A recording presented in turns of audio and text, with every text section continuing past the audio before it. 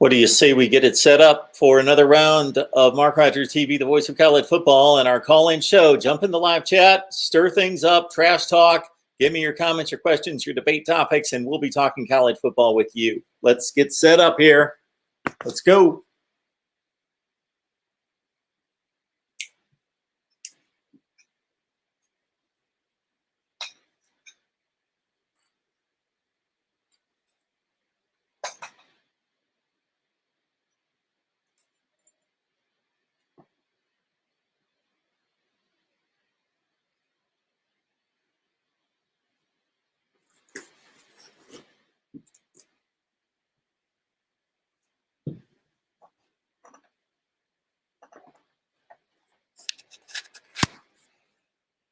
Here we go. Welcome into Mark Rogers TV, the voice of college football. This is part of our new live stream schedule each and every week during the off season. 6 o'clock Eastern time every Thursday night, 6 o'clock Eastern time with you. Taking your calls, your questions, your debate topics, everything that you want to throw at me in the realm of college football, and maybe even a little bit beyond. Okay. Tyler Shooks, Oregon quarterback, says goodbye to Eugene. What's that all about? It's just the latest in the transfer portal insanity. Man, this transfer portal, at first, I thought would be just littered with quarterbacks, number one, who thought, I'm the man, I want to be the man, I got to be the man, and I'm not getting my fair shake here, or I'm standing in line, and it's just not going to happen. Or there's a generational talent, best of the program guy right in front of me. It's not going to happen. So I got to go somewhere else. And, of course, the other positions are similar, but the quarterback's the only position on the field where there's one quarterback. If you're an offensive lineman, you're not going to get stuck behind one offensive lineman, especially the way they develop these offensive line units to be versatile. So if you're a guard, you don't get stuck behind the guard who's the All-American and say, well, I can't play. No.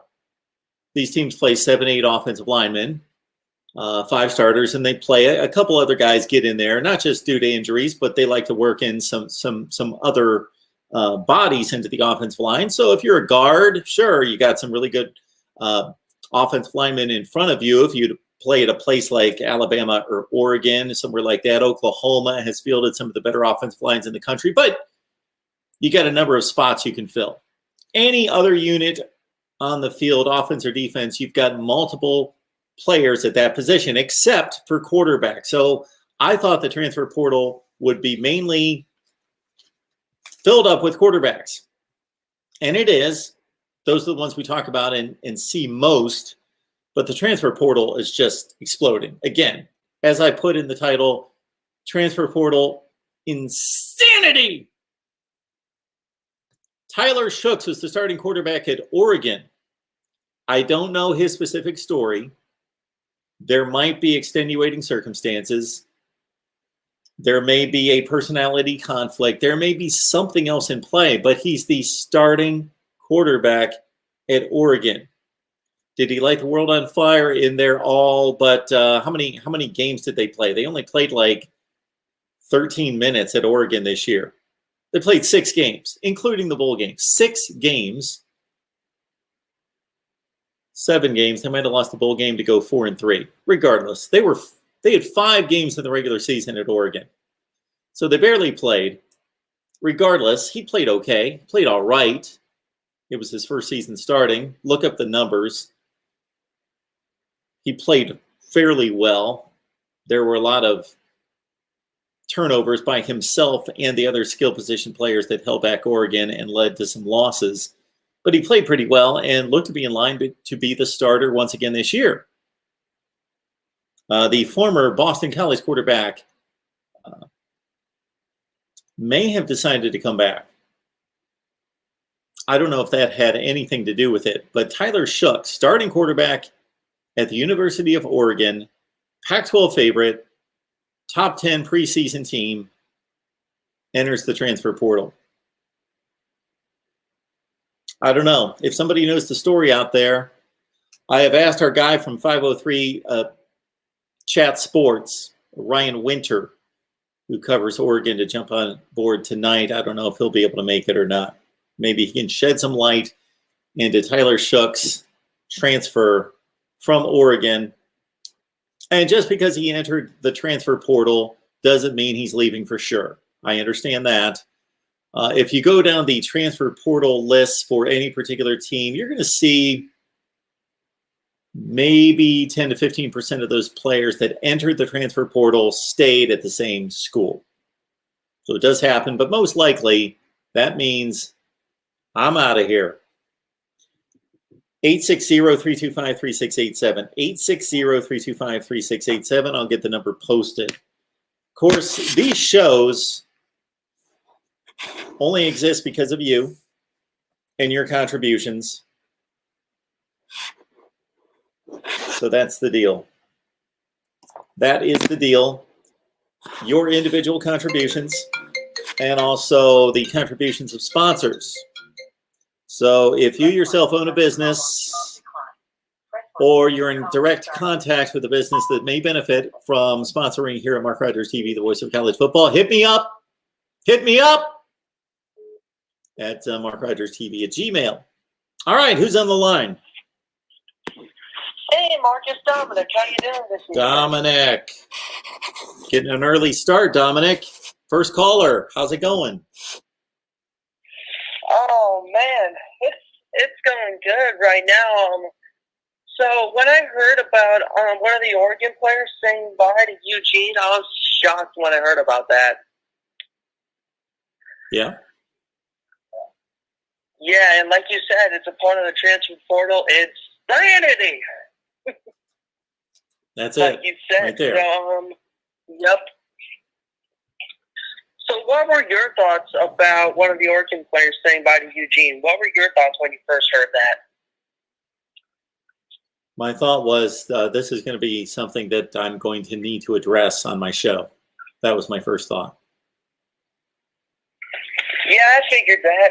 My second thought was that we're going to have to find out why, and I don't know why. He's the starting quarterback at Oregon. I don't know why he's leaving. Yep, he was definitely the starter quarterback for Oregon, definitely, and he played pretty good with them throughout his career.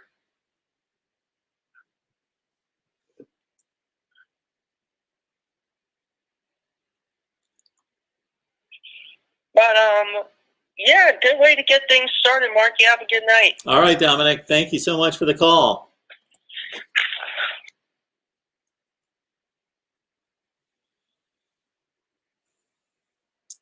When you pick up the phone in life, just in general, I'm not talking about calling a call-in show, just in general, when you pick up the phone, do you typically have a purpose?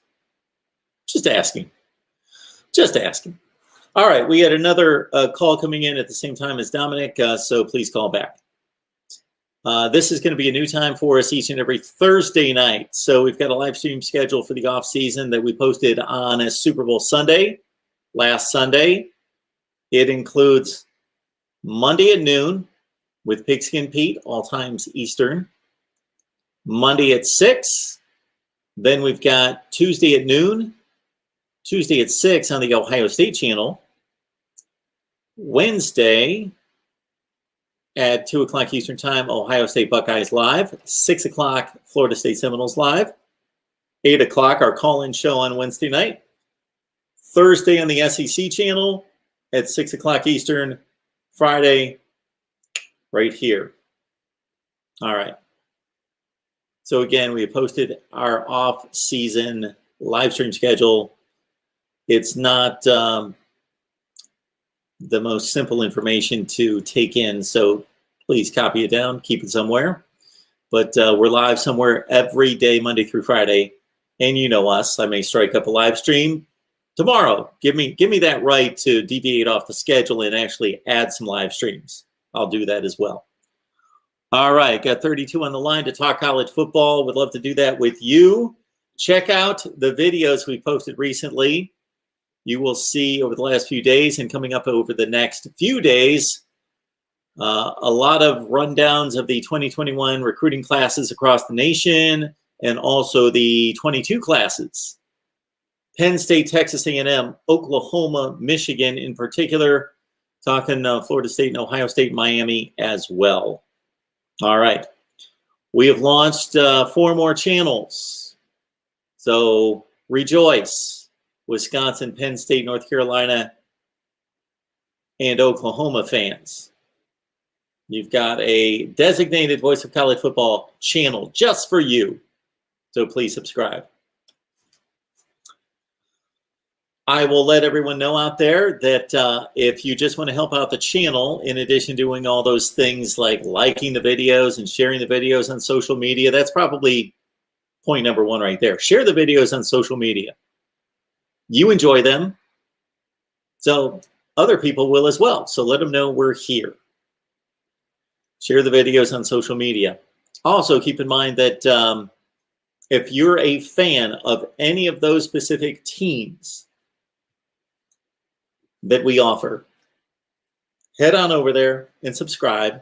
You're not going to get any additional content, so I'm very open, transparent about that. At this point, no additional content unless we have forged some relationships and agreements with podcasters for those particular teams, Michigan and the ACC and the SEC in particular, to provide some additional content on those channels.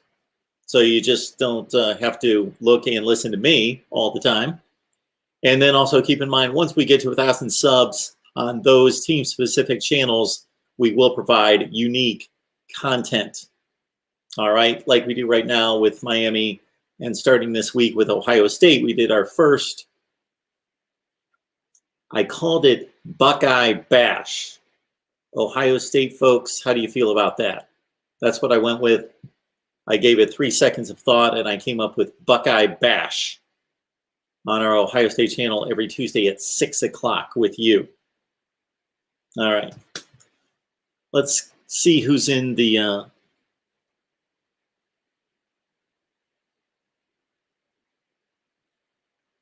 chat tonight. And again, new live stream schedule was released on Sunday.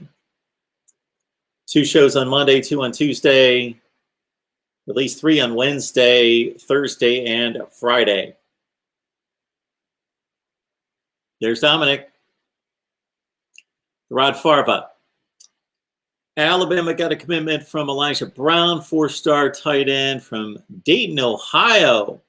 Wayne High School did not have an offer from Ohio State, but still being recruited by Ohio State.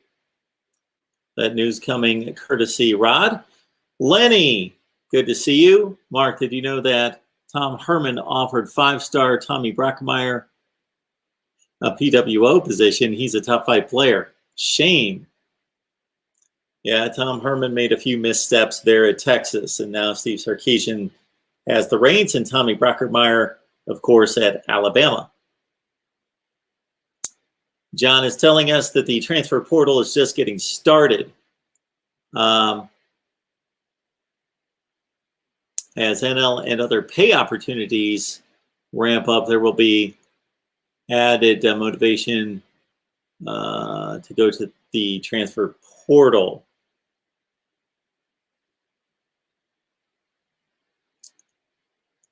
Lenny is telling us that Tyler Shook got robbed. I don't know what happened there.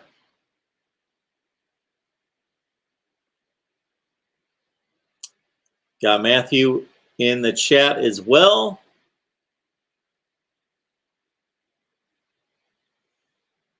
Yeah, this is much of the culture right now, as the Rod Farva points out. Kids just don't want to compete today, or as soon as they stop feeling the love from the coaches, they leave. John, appreciate you encouraging everyone to hit the like button. Lewis, once we get 3 to 4 to 5 years into this, it would be great if somebody, and I'm sure somebody will out there, that's a pretty diligent sort, will sort through all this mess, all the data, all the transfers, and determine, okay, can we see some trends? It's almost like baseball free agency. Those free agent pickups in which a team gives up half its minor league system for a star player down the stretch, did it pay off? Did it get them the ring? Or did they give up 3 future star players for a has-been? Too early to tell in college football. MSU #1 fan asking, when will Michigan State make the playoffs and will it be under Mel Tucker?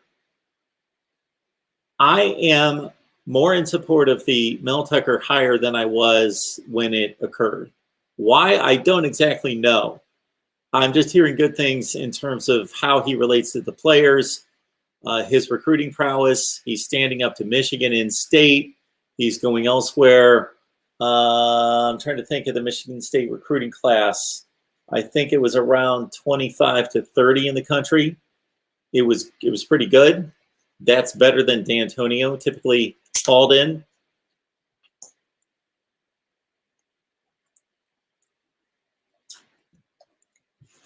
For Michigan State to make the playoffs, let's get Michigan State back to a bowl game. Michigan State, of course, always was in it under D'Antonio. They fell off in the latter years. They finished off 7-6, 7-6 with bowl appearances against Wake Forest and Oregon those last 2 years. And then they really fell off the rails this past year on the field. And that wasn't unexpected.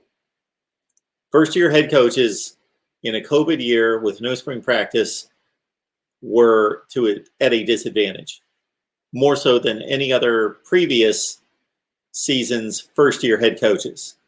So Mike Norvell, Mel Tucker, Carl Durrell, other first-year head coaches were in a bad spot. Now, Carl Durrell at Colorado, his team performed. But for Michigan State, let's not think about the playoffs. Let's think about getting back to postseason play. If Michigan State makes a bowl game in 21, that will be a plus. That will be a huge sign of hope for the future.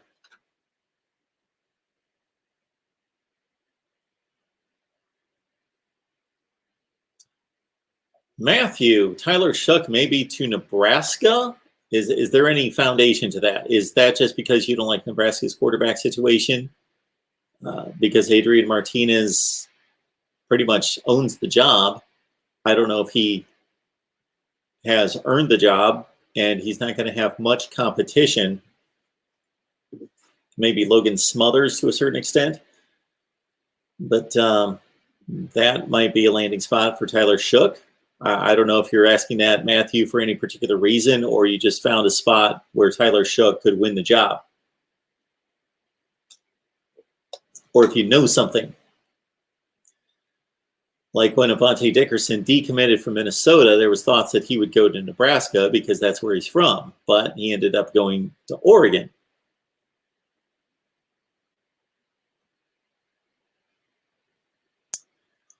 Lenny's going to go watch Brown's film. Relique Brown? Tharad Farva, hey Mark, I'm going to call just to say hi and see what your thoughts are on tonight's NBA matchups.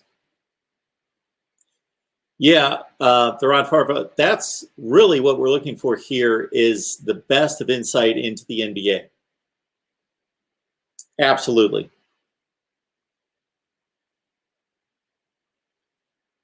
You got me, John. He's the starting quarterback at one of the top programs in the country.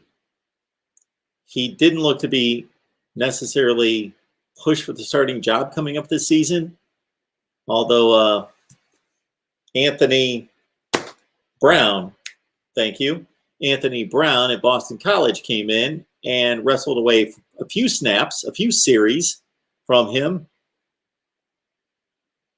But if Anthony Brown's scaring him off, then I don't know where he's going to go. And that's not a knock on Anthony Brown. He's a capable quarterback. I think he had a 20-8 touchdown to interception ratio his last season at Boston College. But he's not a first-rate quarterback, starting quarterback. Michigan Wolverine fan for life. Good to see you. We have been posting Michigan videos like nobody's business.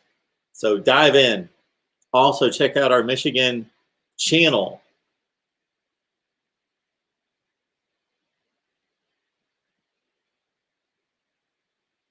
Hey, Lewis. Good to see you.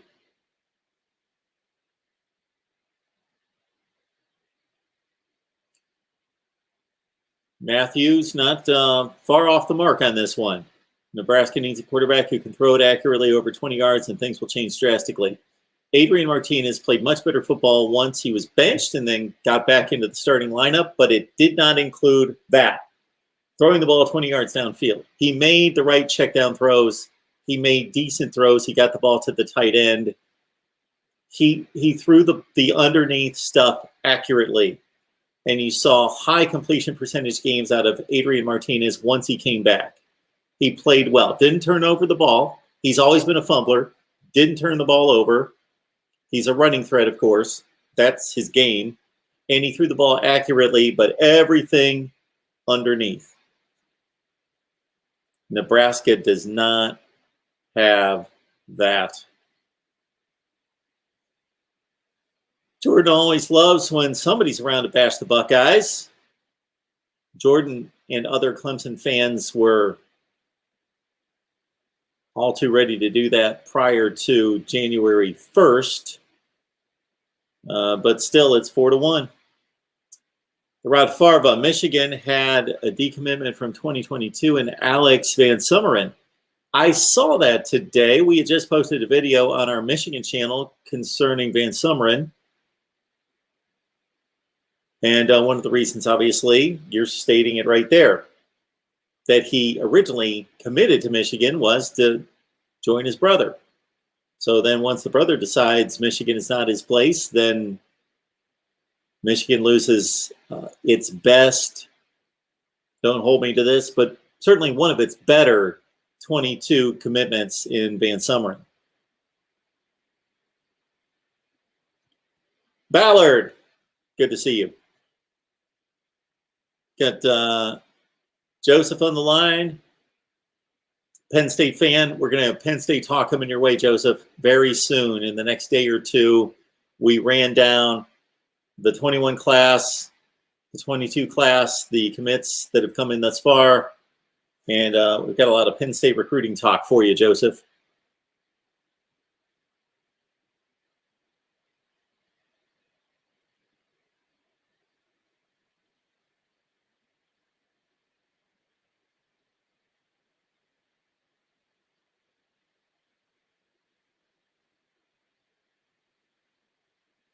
All right. I think Dominic is causing me to cancel what I had planned to do a live stream tomorrow at noon. But Dominic's going to be on the air. So we'll have to check out Dominic's men's college basketball live stream, Indiana, Ohio State, with featuring Calbert Chaney and Jimmy Jackson. Is it cold? Is it cold? Well, if it wasn't dark, I would show you, but you won't be able to see. Yeah, is it cold? Hang on, Matthew. Let me double check and just make sure it hasn't warmed up from 25 to 80 in the last 15 minutes. But we're going to verify that. Let's get a verification on how cold it is. Let's see here. How cold is it up here? Good morning.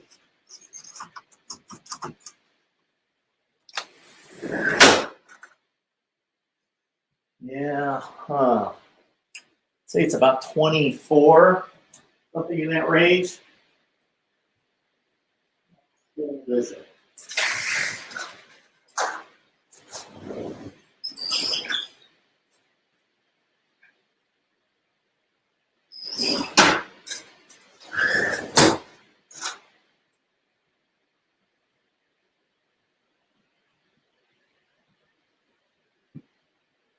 Yeah, it's pretty cold.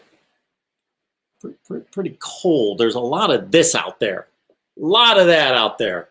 Yeah, it's cold. It's cold.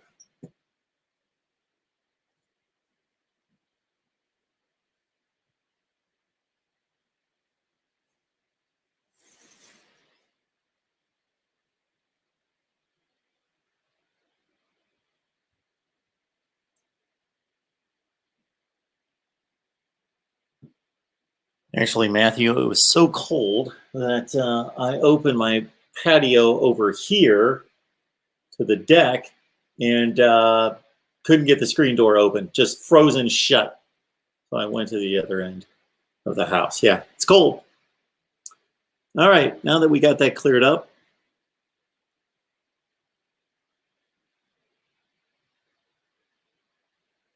Lenny, Michigan State owns Michigan. Okay, well, I think it's a bit of a battle at this point.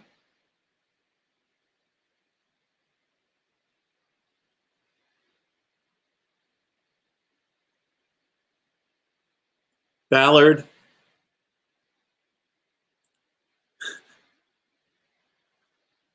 I don't know that Alabama takes a step back. What is taking a step back? Maybe they lose a game? I just trust Saban and the staff and the ridiculous amount of quality, talent, depth. I know that Najee Harris is amazing. And I know that Devontae Smith is that. And on and on and on and on, both sides of the ball. But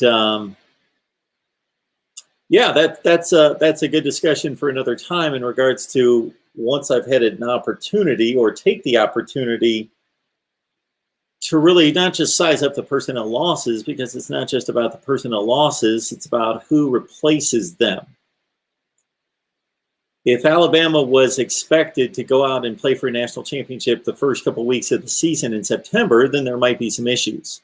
But they're going to be so loaded and talented to be able to get themselves in position by the end of November, beginning of December, that Bryce Young, for example, will no longer be a freshman at that point. Or did they redshirt him? Is he a redshirt freshman or going to be a sophomore? Regardless, he's not going to be that guy. He's going to be, he should be, if everything falls in line with what we should be able to expect. It's such a proven machine, proven commodity, that I just don't see where Alabama is not still a substantial favorite to win that division. And if you win that division, you've got about a 90-some% chance of winning the conference and then getting to the college football playoff. Hello, who's on the line?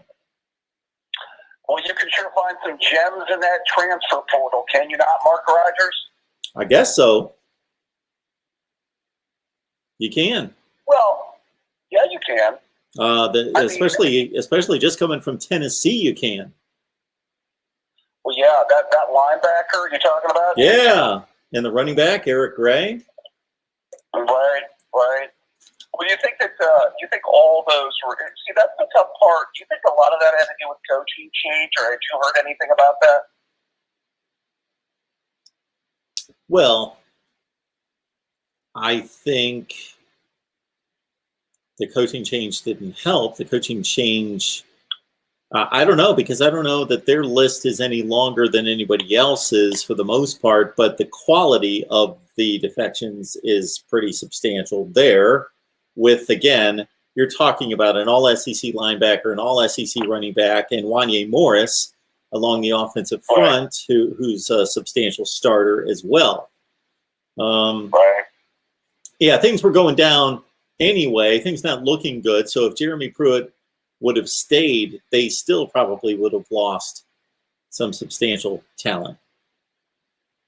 Well, yeah, and that's a good point because, usually the bigger programs, too, I know that as an Ohio State fan, we've lost some guys to the transfer portal. There was a receiver that had just left to the transfer portal. It was interesting. I was watching, Ohio State play Rutgers last year, and I was always a fan of Brendan White. We were talking about William White. That was his son, and he actually kind of helped turn around the Ohio State defense a little bit towards the end of the year in 2018. Yep. And he ended up going to Rutgers, And Rutgers, I think, picked up a few guys. I think they kind of raided the transfer portal last year. Shiano did, if I'm not mistaken. Yep. I got a fair amount of his starters. Yeah, so exactly. Brendan White, when they inserted him into the lineup, he played extremely well. Absolutely. And the defense didn't turn into like an all-time great, but they got to the point where they were serviceable. They were a top 25 or 30 defense that last 3 games of the season. And Rutgers and Schiano, I got to think that I know that he brought in several players from, of course, the quarterback, Noah Vedral, and one of Michigan's defensive starters. Plucked away. I can't remember exactly who, but I think defensive tackle, Mark. Yeah. Michael something or other. I forgot his name. Dave had mentioned him once on his podcast. So, I know that I saw the long list of them on the TV screen in week 1 against Michigan State. And, they suddenly became a respectable outfit, not an automatic win for anyone. Well, see, here's the thing, Mark. I mean, we mentioned the coaching changes, and that may have something to do with it. But typically what it has to do with it, and you see this a lot in, with the quarterbacks, is, when a quarterback can't beat out another quarterback. I mean, obviously the greatest example, being an Ohio State fan, Joe Burrow. He ended up, he lost the quarterback competition with Dwayne Haskins, goes to LSU, and the rest, as they say, is history. And I think with these major programs recruiting 4 and 5 quarterbacks, and plus they're recruiting 4 or 5 highly rated guys, Ohio State's going to have a pretty full, well, they already have a fairly full quarterback room, but they're going to get the number 1 quarterback in the country, Quinn Ewers, in 2022. So somebody in that room is heading out or going to the portal. Yes. Maybe a couple, probably, I would think. Yeah, I know that I talked to a Penn State guy today, and he mentioned, I can't remember the kid's name out of Ohio. He's a top 10 or 15 quarterback in the next class in 22, and mentioned that Penn State's going to have a great shot at him because Ohio State's most likely going to bypass him because they just have too many quarterbacks. Right. That's right. That's right. Yeah, I mean, well, that's the thing that's going to happen. But I think that's true with all the major programs. Although has Alabama been hurt that much by the transfer portal? I don't know if they've had a lot of players transfer out, but no. I mean, obviously, I guess you'd say Jalen Hurts would be the biggest name that would come to mind, right? Oh, I thought you were talking about this particular season. I know that I've looked at their list and it's inconsequential, but yeah, in terms of anything before now, of course, Jalen Hurts. Maybe some Alabama folks, Ballard and others can help us out, but I don't remember seeing any substantial Alabama players leave. Well, I mean, Jalen Hurts was the most obvious name that came to mind. Sure. But, right. I mean, other than that, I mean, there's no other major names that come to mind, or at least that went somewhere else and had a fairly significant impact. That's what I would say. But, from an Ohio State perspective, I mean, you could say, going into the Alabama game, our 2 most important players were transfers. Justin Fields and Trey Sermon. Yeah. Right? Yes, you could. So, I think that, I think it's kind of like a little bit of a free agency. Do you liken it a little bit to the NFL, Mark, where, you kind of build your team through the draft? Just like in college, you build your team through recruiting. But then, you pick up those kind of filler players through free agency, just kind of like you do through the transfer portal in college. You think that's a fairly good equation? What are your thoughts? Oh, absolutely. I've made the same analogy here, and that seems to be the wise way to approach it. Clemson and Alabama have not done much with the portal at all, but they don't really need to. Yeah, I think it's a way to assess your roster and then to be able to get near the end of a recruiting cycle and knowing that 90% are signed in December, to where a coach can assess his roster and say, okay, yes, we fortify and build our team through the recruiting process, but now we know, hey, we're a little shy here and a little shy there. And so why don't we do our best to get a inside linebacker and another offensive lineman and whatever. Right. Well, I know that my fellow Buckeye fan, the Rod Farva, had mentioned about the Buckeyes linebackers maybe being lacking going into next year. And I know they were talking about getting that linebacker from Tennessee to transfer in. I'm kind of excited about some of their younger linebackers next year. Although I do wish they would have gotten more playing time this year. Although I think that not having more games and not having some games that probably would have been, more blowout type games would have allowed them to play some of their younger players. And we've talked about that before, but, especially at that linebacker position. So that's going to be interesting going forward as well. Yeah, so do we have a date on spring practice? I know I asked the boys that this week, and now I don't remember the answer. Well, I would imagine it's sometime in April. I thought it was towards either early or mid-April. Yeah, spring game.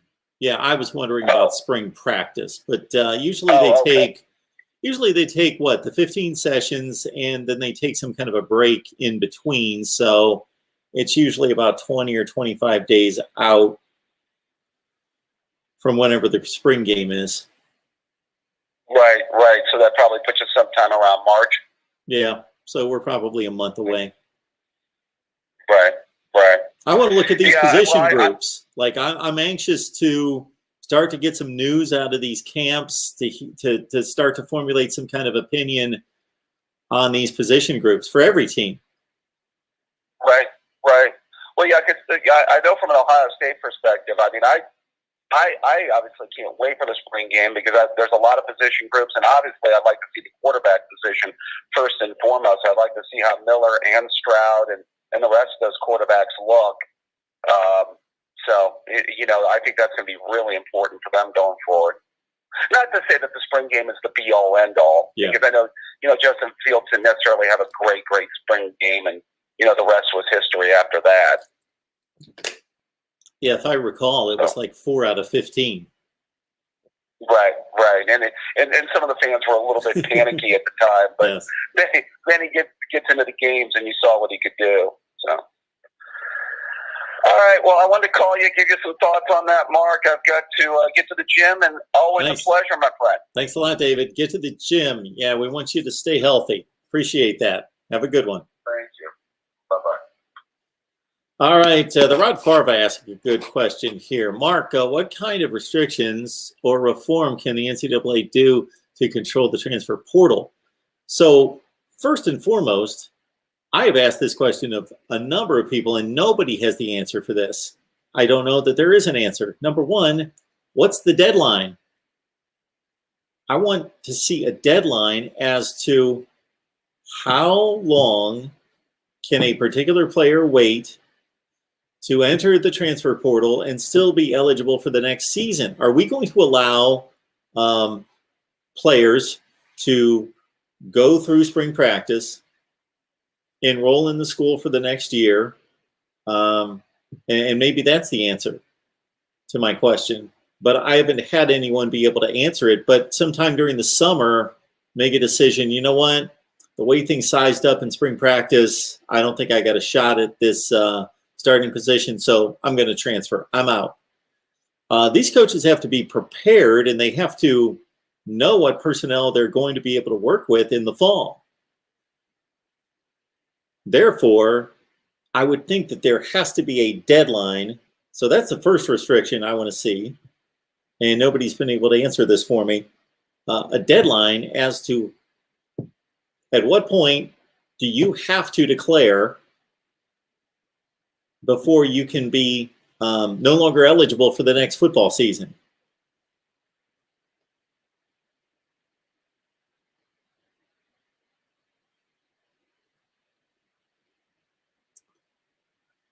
Based on what I saw on Twitter, it looked like Trevor Lawrence was having his pro day today in not in Jacksonville, but obviously Jacksonville's in line to draft him.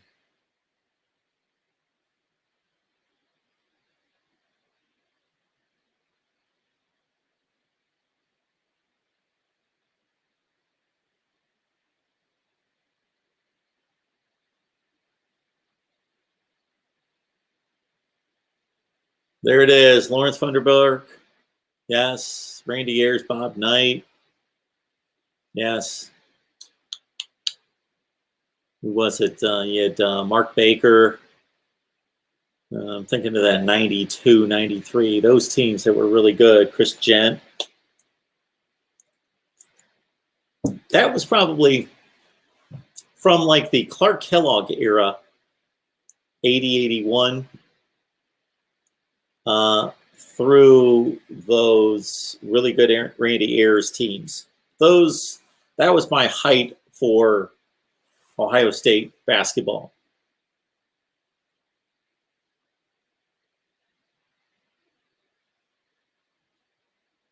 John, you are north of me? Really?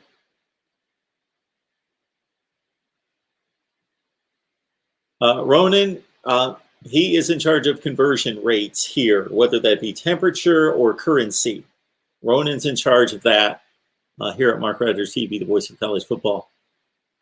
Yes, D-Rock Irish feeling good in Florida at about 80 degrees. Very nice.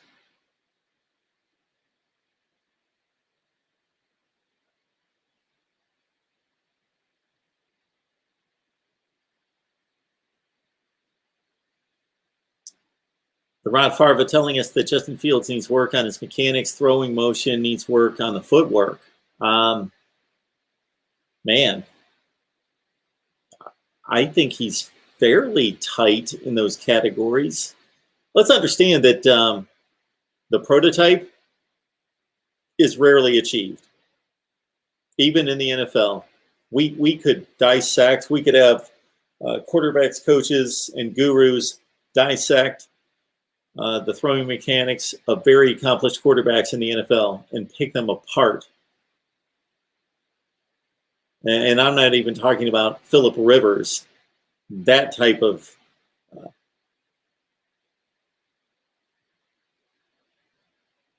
yeah, he does look like he's throwing a baseball.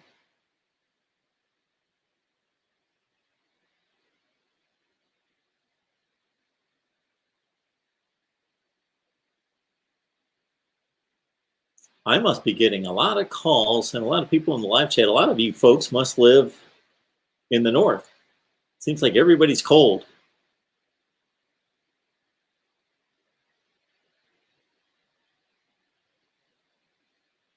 Brian Robinson, yes, is a beast.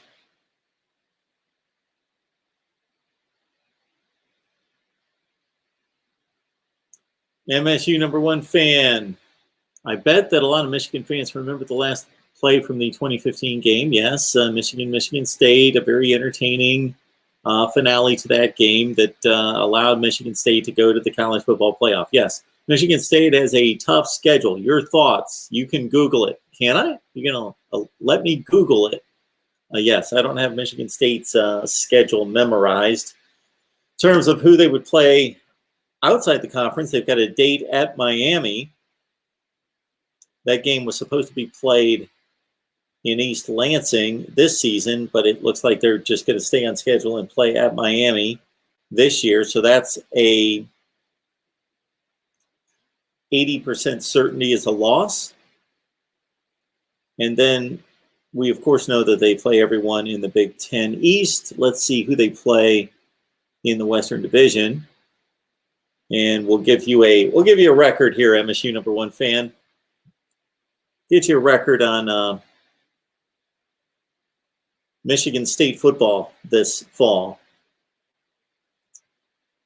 Oh, play in the Big Ten right out of the gate at Northwestern.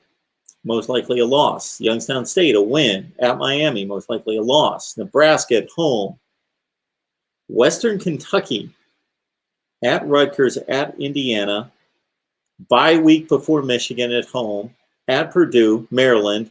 At Ohio State, Penn State. All right.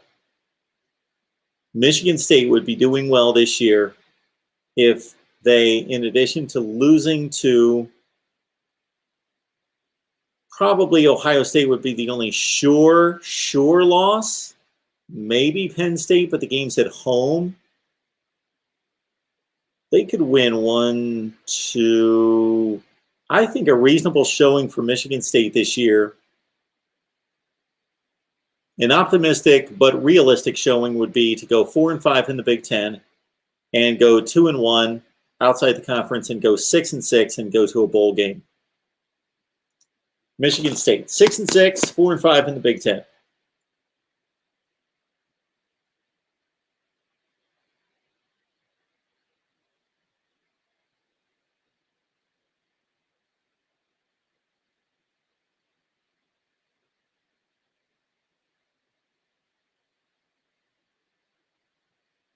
Joseph says Alabama's going to lose 2 to 3 games next year.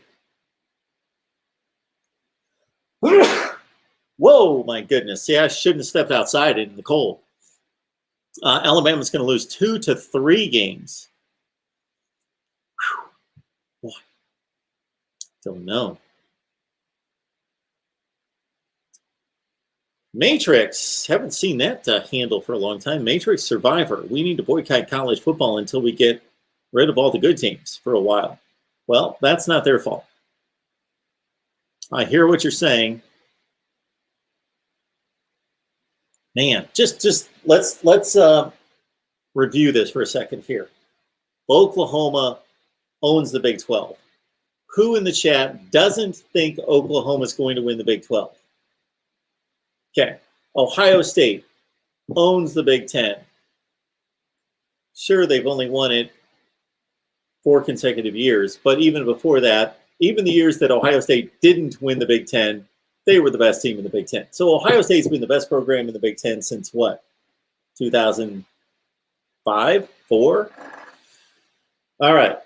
Oklahoma's been the best program in the Big 12 since 2009. Clemson, since taking over Florida State in 2015. Now it's been 6 consecutive years of Clemson in the ACC. When in the history of college football have we been able to look at 3 separate conferences like that and just be like, the conference is owned by one team? It was never that way in the Big Ten after the Ohio State-Michigan battle between Bo and Woody in the 70s. And that at least was 2 teams splitting 10 years of play, 5-4-1. And then it was the Big Ten in the 80s and 90s until Ohio State really kicked in after Tressel got there.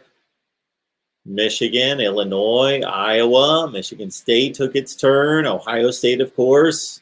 Northwestern jumped in there for a few years. Purdue. It was competitive.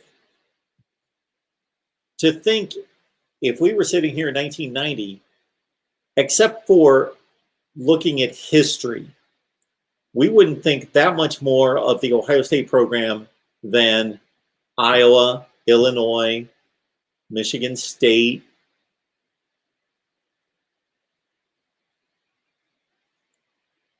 Then in the Big 12, that was all Oklahoma and Nebraska from sometime in the late 60s. I know Colorado was decent at times in the early 70s, mid-70s. They played in the Orange Bowl in 76. They almost won the Big 12 a couple times. They tied for some Big 12 championships, but it was basically Oklahoma, Nebraska in the 60s, especially in the 70s and 80s. And then Colorado jumped back in as a prime contender and won a national championship in 1990. And almost won one in 89. So the Big 12 had a little bit more diversity, but not much than what we currently see. And then the ACC was just, so Florida State took over the ACC when they joined in 1992, but before that, in the 80s and early 90s, the ACC was all over the place. It was a bad football conference, but it could be won by a number of teams. And the SEC, yes, once Bear Bryant retired in 82, the SEC became a very competitive league amongst Auburn, Alabama, Florida, Georgia, Tennessee, LSU. At times, really LSU was not much of a factor. until Nick Saban arrived in 2000. But we just did not have this. Ohio State in the Big Ten, Oklahoma in the Big 12, Clemson in the ACC. We just have not had that type of just boring dominance. And let's not blame those schools. Let's blame everybody else.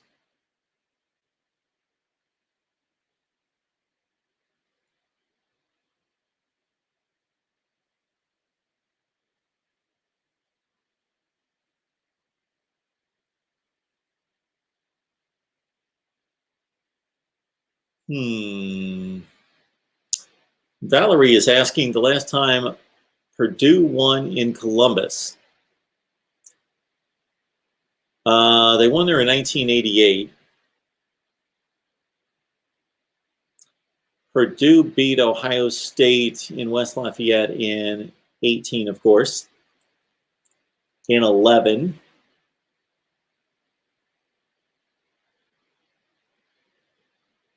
And in 2000. 1988, I believe, is your answer. 1988. Yeah.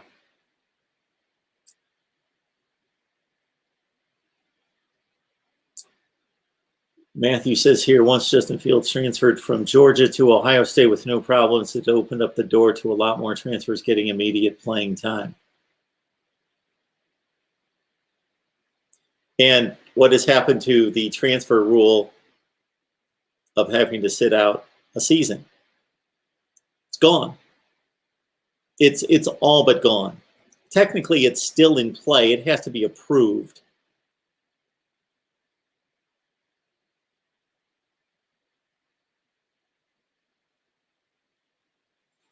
Dependent fanatic. You should declare during the season in which you want to transfer. After the ongoing season is over, you shouldn't be able to transfer without sitting out a year.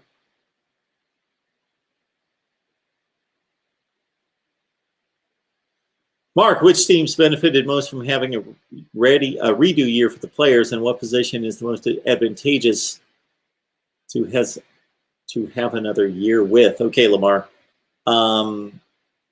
So I will say this, that once that rule was announced, that I figured that the mid-tier of college football would benefit the most because they have the most decent playing fourth and fifth year seniors that would want to come back for another year.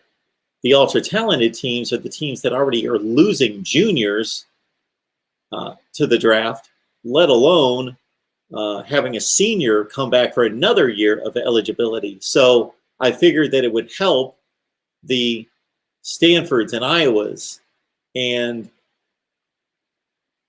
just really anyone outside of the upper tier that's producing most of the NFL players and having so many early entries already into the NFL. Now, in terms of looking at individual rosters to see who has benefited the most from those players coming back as sixth-year players, fifth or sixth-year players, I don't know off the top of my head. Again, most of the time, those players are not huge impact players. They're good players. They can be role players. They can even be starters. But they would be moving on to the NFL as a fifth or sixth year player if they were that good. I don't know. I've not analyzed the rosters and will not be going through that exercise to that degree to know who has benefited the most from the fifth year of eligibility.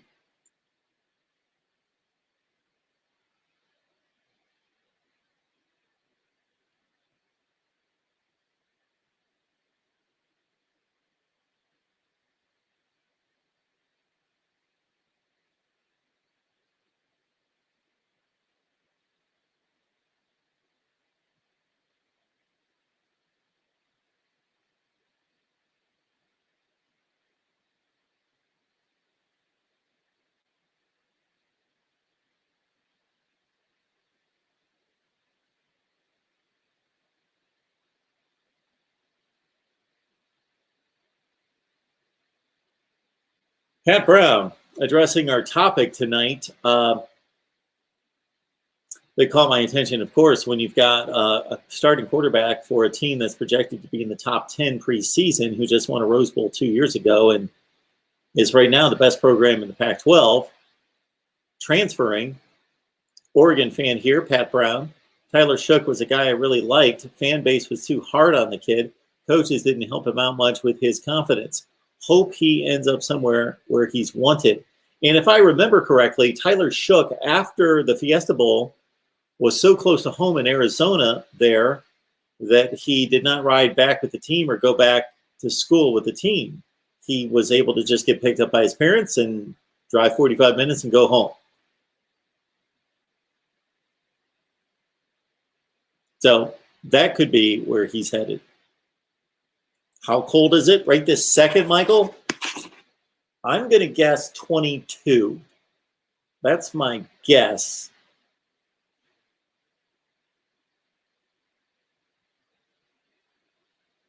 We're going to go with 23 degrees. I was on it. It is 23 degrees. There you go.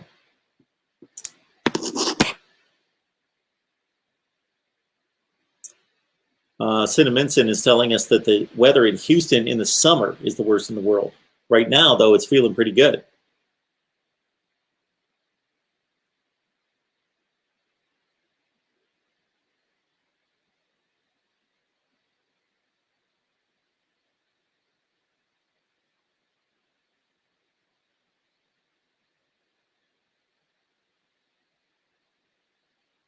YouTube user is telling us that Michigan State can't beat Miami. It can't happen. It would be the greatest upset in the history of college football.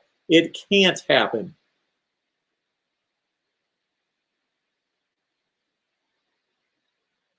Miami's that good. Miami didn't almost lose to Pitt, Virginia, Virginia Tech, and NC State. Okay. Yes, YouTube user.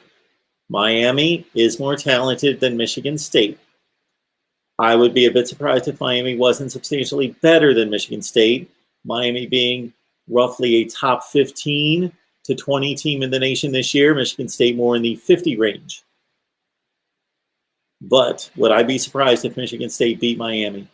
Not much. I'll give them in Hard Rock, I am going to give Michigan State a 20% chance of winning. And there's another team that's going to have a quarterback battle on its hands, Michigan State. And we will talk about it. So once these spring practices get going, we're going to be on it, okay? So as soon as we start to get news out of spring practices, we're going to be on it. And we are going to look at every position battle that we possibly can get to across the country, including Michigan State at quarterback, and break it down. Michael, I like to remind people as well, not only are there 70 people in the stream and only 30 likes, 33 likes, 70 in the stream, but 70 in the stream right now. That means there's been maybe 300 in the stream at some point and only 33 likes. So here's the deal, folks. Please help us out by hitting the like button. The YouTube algorithms love the like button. It doesn't stroke my ego. I don't care. But I want to build the channel so we can be here talking college football with you next season, and the season after, and the season after, and the season after, and all the off seasons in between. So please hit the like button. And I don't know how often this goes on out there, but you're most likely on Twitter and Facebook and probably some social media platforms that I have never heard of. All right. If you enjoy the content, you enjoy the live chat, you enjoy the discussion, the debate, and the analysis, and the call-in shows, and all the live streams that we do, and everything else we provide, the best discussion, debate, and analysis. That's our aim. That's our goal. That's our mission. So I will continue to say that the best discussion, debate, and analysis isn't necessarily where we are, although some people will credit us, all of us together, for delivering that. But we're getting there. better every day, hopefully. And that's the aim, that's the goal, that's the mission. So if you enjoy it, then don't be selfish. Share.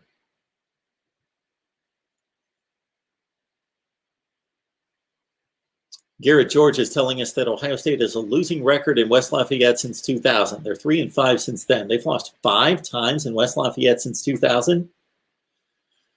They lost in 2000 on the Drew Brees long touchdown pass in the final minute or two, 31-27.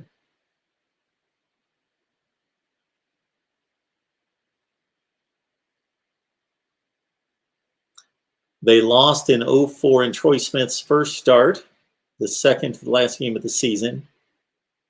They lost, oh yeah, I guess they have lost 5 times. They lost in 09 when they won the Big Ten and won the Rose Bowl and finished in the top 5 in the country. They lost in West Lafayette in overtime. Overtime? No. 26-18 game. They lost with Braxton Miller as the starting quarterback in 2011 in overtime, 26-23. And they lost that horrific night game in 2018, 49-20, that knocked Ohio State out of the playoffs. Yep. You're right. 5 times. Wow. Sour YT's got Michigan State going 3-9. That would not shock me.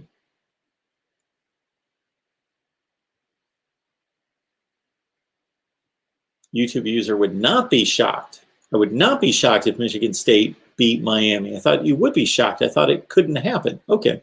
All right. Whatever.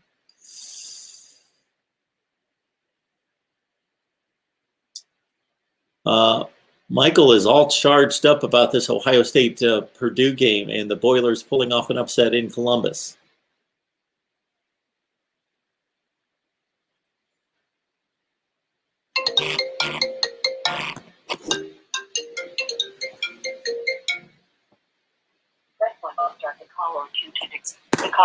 Keep in mind, everyone, that we've got call-in shows Monday at 6, Tuesday at noon, Wednesday at 8, Friday at 6, right here. Mark Rogers TV, the voice of college football. Who's on the line? Hello, sir. How you doing? I'm good, Michael. You are geared up for an upset in Columbus this year, huh? Yeah, I am. 33 years is way too long.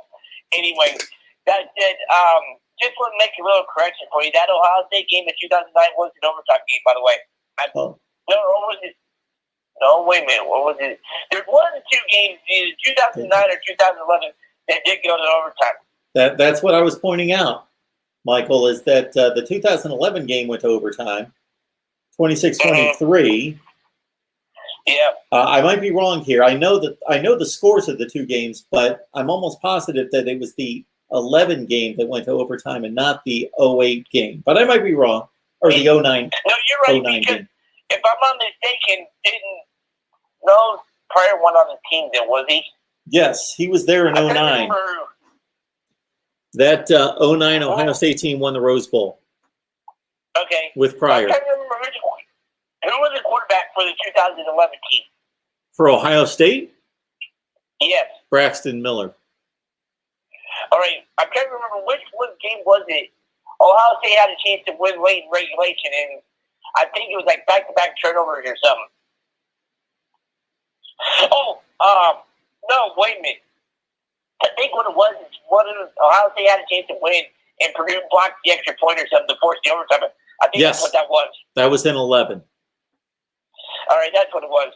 But I thought, didn't Ohio State have a chance in 2009 too? And Miller and Pryor had a couple of late turnovers. I don't remember.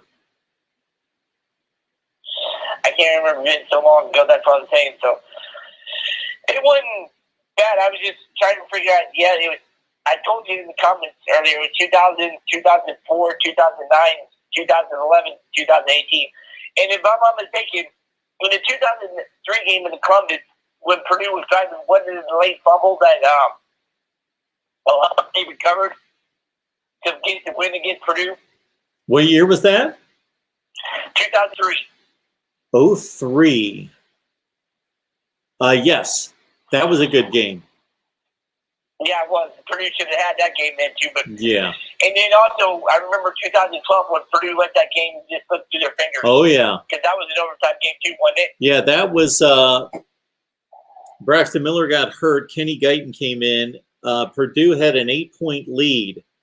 I'm not coming up with the score. I think it was 20-12. But anyway, I think it was here. they had an 8-point lead. So Ohio State not only had to score, but they had to get the 2-point conversion. And Devin Smith had a huge gainer on that drive. And Ohio State scored and then got the 2-point conversion to Chris Fields. Mm-hmm. Yep. Yeah, because the final score was 29-22. Okay, so it was 22-14. Yep, 22-14 on that final drive. Yep. Yeah, because it's 20-14, and they got the safety in the fourth quarter. And I think was the result of a penalty in the end zone or something? Yes. That's what I was thinking. I wasn't sure. I just can't wait. And one last thing before I let you go, do you, in your opinion, with everything, if things go down, do you think it'll be 50% or 75% for attendance for college sports this year? I sure hope it's 75%. I am not in a position to give you much of a guess, but I'm still going to give it. I am going to be optimistic and say that we're going to have stadiums at right around that 75% capacity range. Well, that'd be nice. All right, hey, so speaking of which, what you guys going for dinner tonight? Dinner tonight? Yeah. That's a great question. I just had 3 things delivered from HelloFresh. I don't know if I'm going to take the time to work on one of those 3 or I'm going to head out and get something else. How about you? Yeah, I got HelloFresh is pretty good, but I got to get it's Friday and I haven't had a pizza in a while, so I figure I'll get the pizza. Ooh, I can eat a pizza almost. Like I could eat a pizza several times a week. I could also eat just plain Italian, whether that be spaghetti, lasagna, any type of rigatoni. Yeah. I could eat many times a week. Yes. Yep. Well, one other thing before I let you go, have you ever been to Purdue for a game? No, I've not. Any chance I can get you to get that on your bucket list for this year? Oh, for this year? Well, that would be great. So Michael, you know what the deal is that I'm here every Saturday trying to watch all the games. So does Purdue play any Thursday or Friday games at home this year?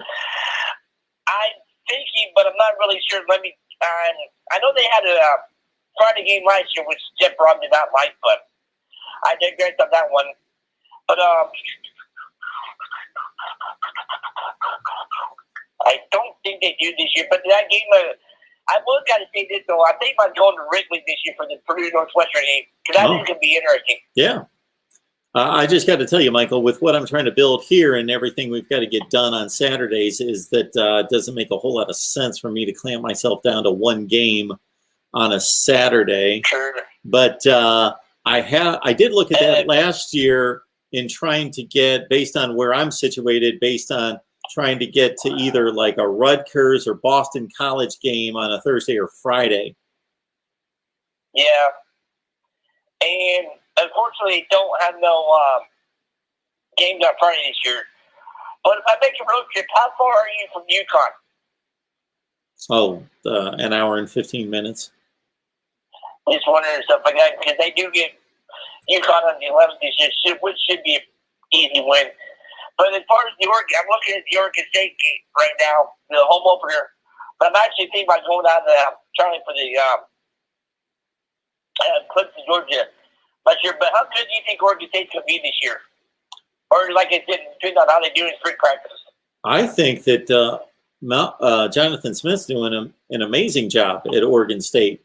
At the end of Gary Anderson's run there, they had some of the worst defensive and offensive metrics that ever since they went to advanced metrics. Oregon State, I remember reading through this and looking at the metrics, they had some of the worst offensive and defensive metrics in the history of college football, both sides of the ball.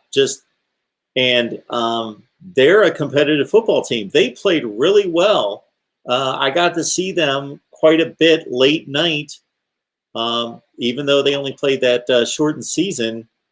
They're a pretty good football team. I haven't looked at what they've got coming back and how they should size up for this year, but you know what?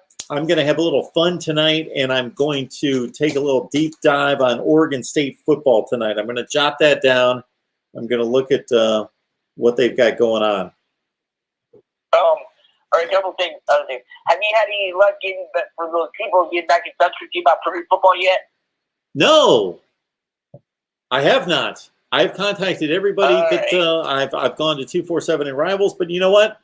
I'll mark that down on my list too. We'll go back to. Sometimes it takes 2 or 3 or 4 or 5 times to get some people tracked down. But can you think of outside of 247 and Rivals and maybe SB Nation? Yeah, me. You? Me. We'll have you on, Michael. Yes.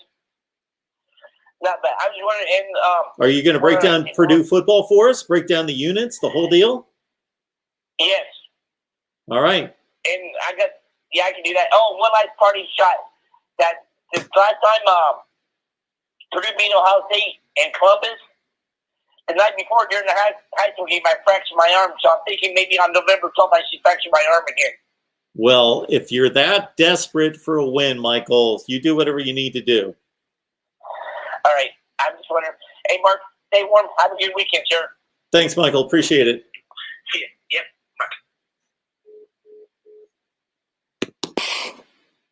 College football fans are rabid.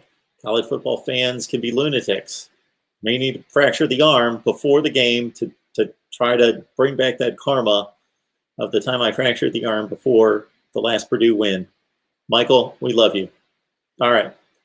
Yeah, see, my issue in getting to some college football games is exactly what I just stated to Michael, that I need to produce videos and content and live streams and talk to all of you to create ad revenue and make money, because this is a business. And I can't cover all of college football from West Lafayette, Indiana, with a cell phone in my hand.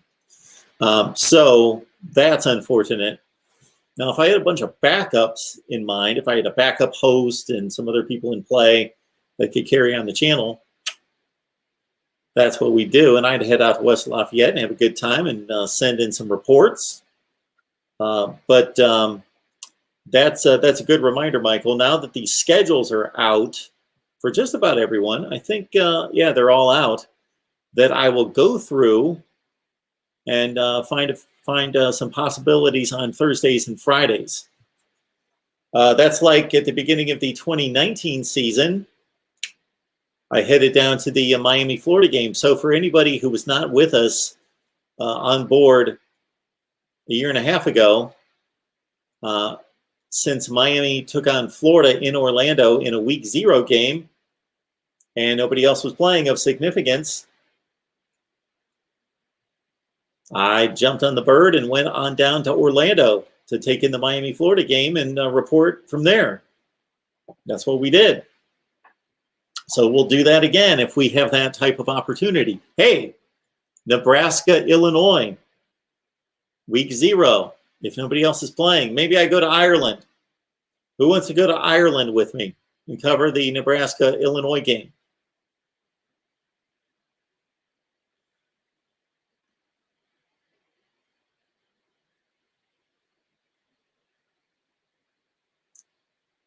Thales is asking if I think that Deion Sanders will be the most improved team. Well, Deion Sanders is a coach, former player, and his team is a team at Jackson State. Team, will he have the most improved team? I have no idea if Jackson State was 7-0 or 1-6 or 0-7 or what they were last year. So I don't know how much they can improve.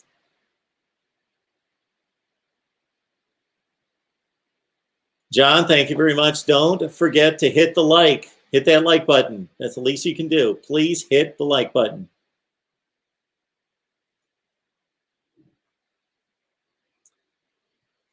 Garrett says Michigan only won twice since 2001. And so Ohio State has won 2 national titles. Michigan won in Yeah, 2003 and 11. Okay.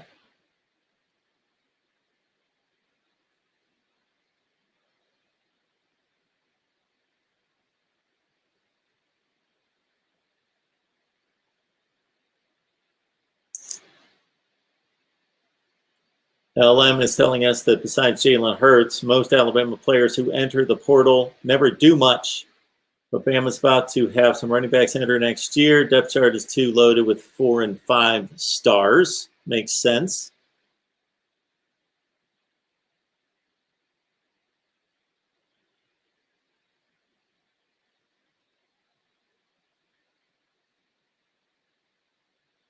$37 in Houston right now. 28 in Philly. We're getting our weather reports in. 23 here at the Voice of College Football. 0 in Nebraska.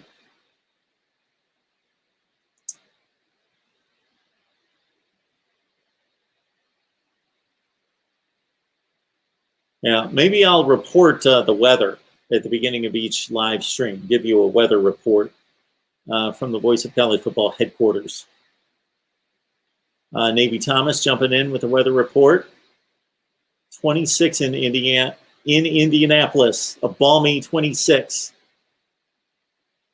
Toronto's a great city, never been there.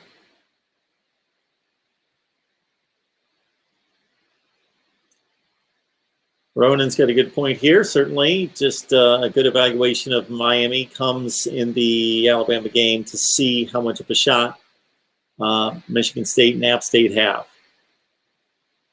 LW. Yes, hit the like button.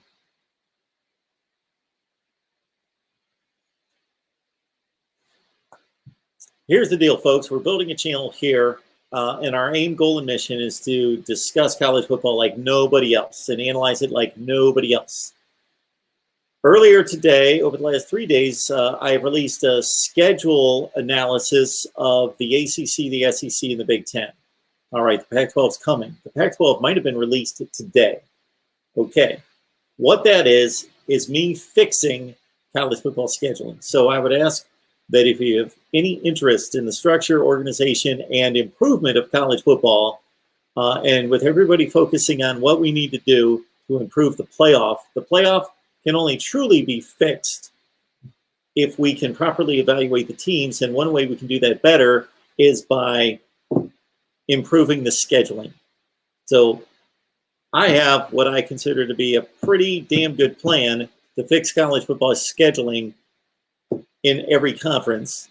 And then I'm going to address the non-conference scheduling. So check out those videos. I actually thought with all the discussion that we have on here about scheduling in the playoff, I thought that those videos were going to do well, but I don't know, maybe the thumbnail doesn't look good or something.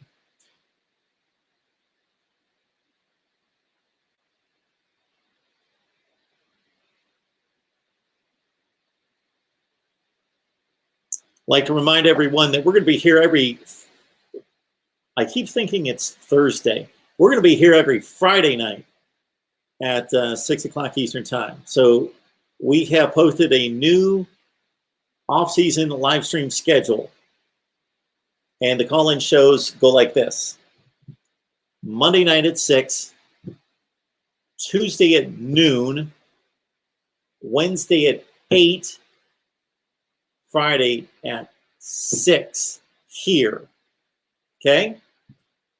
We're also doing live streams on our Ohio State channel Tuesday at 6 and on our SEC channel Thursday at 6, all times Eastern. Okay? Got that down? Then we've got our college football coast to coast show with Pigskin Pete here every Monday at noon. And then we've got our Florida State show Wednesday at 6, preceded by Ohio State Buckeyes Live at 2 on Wednesday. All right. So again, be back here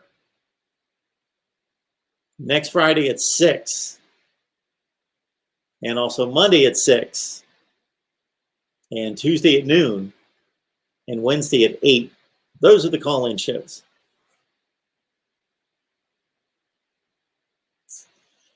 MSU #1 fan. Purdue should beat Ohio State, Michigan State, and Ohio State will beat Michigan. Ohio State and Michigan is just a series.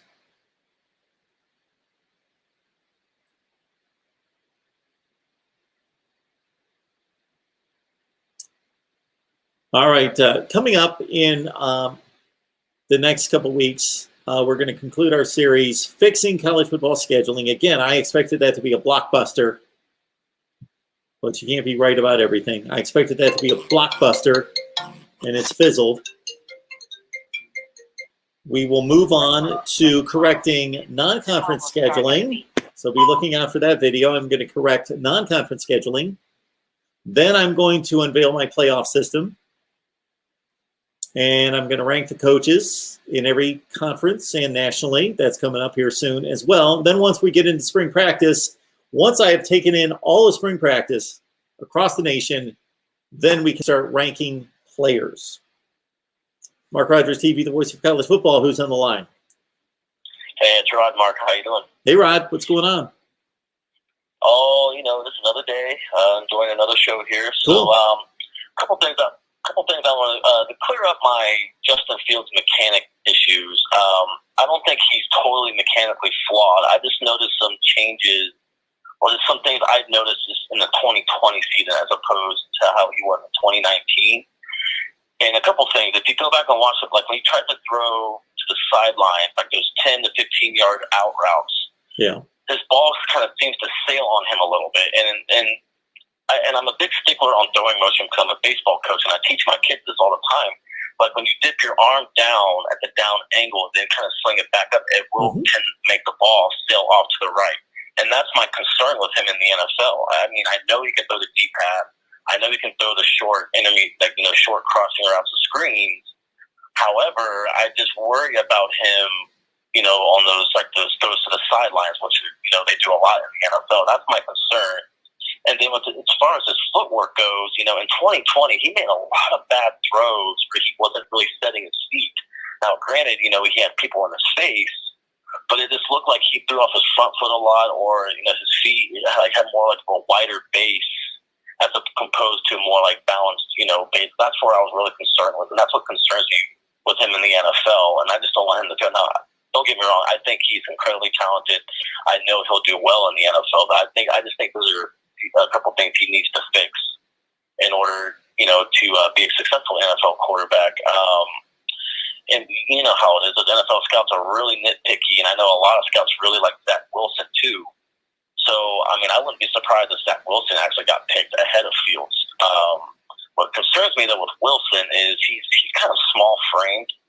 He's really talented, don't get me wrong, but he's really small-framed. He reminds me a lot of Josh Rosen, because Josh Rosen is a really kind of small-framed guy. And he took a beating in the Pac-12, you know what I mean? So I think that's one big reason why he didn't make it. So, or really pan out in the NFL. But the main reason why I wanted to call was, kind of touch back on the transfer portal here. If you remember about a week or two ago when you had the OSU guys on, my question was, how does Ryan Day, what does Ryan Day need to do to keep all those wide receivers in the wide receiver room happy? And you said, well, I don't really think it's his job to keep players happy, which is true. But in today's climate and with how players are so quick to transfer, that's why I asked that question. So what do you think? I mean, I know you already said, I asked you, what kind of restrictions or reform can they do? But, I mean, I don't know how else to fix anything without, I don't know what, I guess to kind of limit how many times you can transfer or what they can really do with this portal. So what do you think? Again, the first thing that I commented to when I saw your remark was that I first need to have an understanding if there is such a thing, and I haven't come across anybody who's been able to answer this question about there being a deadline. So I would think that there should at least be some kind of deadline as to, let's say, 2 weeks after spring practice is over. Well, everybody has spring practice at a different time. So let's say on May 1st or May 15th, that is the deadline for anybody to enter the transfer portal who expects to play that fall. Because players transferring in the middle of the summer, I just think that coaches need stability. They need to be able to plan and have an expectation of who's going to be on the roster and how thin they're going to be at particular units. So that's one thing I'd like to see.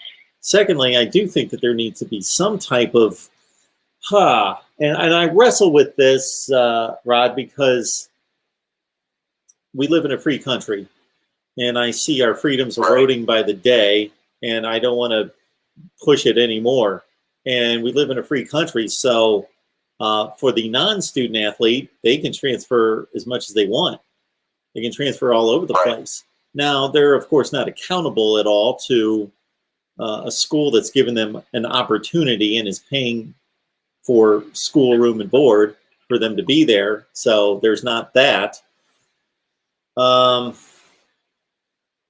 It's almost like the one and done system in college basketball to a degree, where you don't like it as a fan, but at the same time you got to let those athletes have the freedom to do what they feel is best for them. Mm-hmm. I mean, would you agree? Yeah, I'm not coming up with a good reason that's not selfish on the fans' part or a team or coach's part to restricting these players from leaving school and going somewhere else. Yeah. I don't know. I think maybe, I don't know, like you said, I've been wrestling with this too. What kind of restrictions could they do? Like, say, for instance, if you're trying to transfer out after just 1 year at a school, make that player sit out, regardless, unless they have like some type of significant injury or a loved one got sick, like in the case of Trayvon Grimes, when he left Ohio State because his mother was really sick. But I don't know. I think there's got to be something to kind of control this. But at the same time, what do you do? Without it kind of seeming like where it doesn't seem like unfair.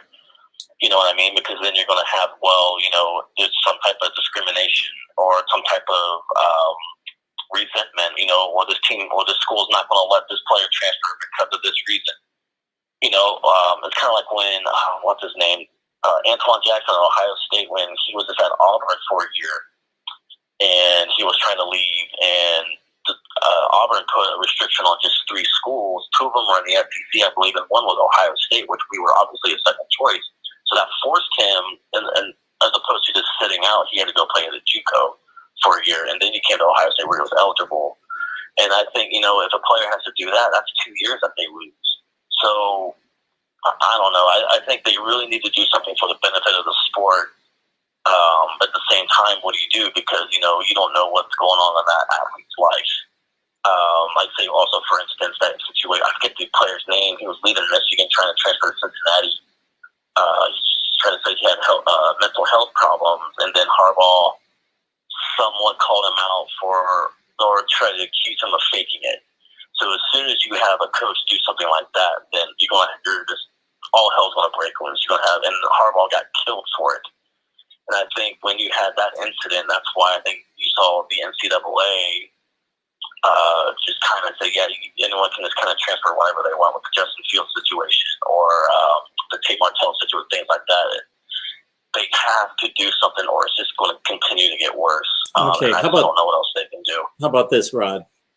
And I'm not saying this is a perfect plan. I devised this in about 30 seconds. But transfer number 1 without any penalty, any stipulations, any conditions, any excuse, nothing.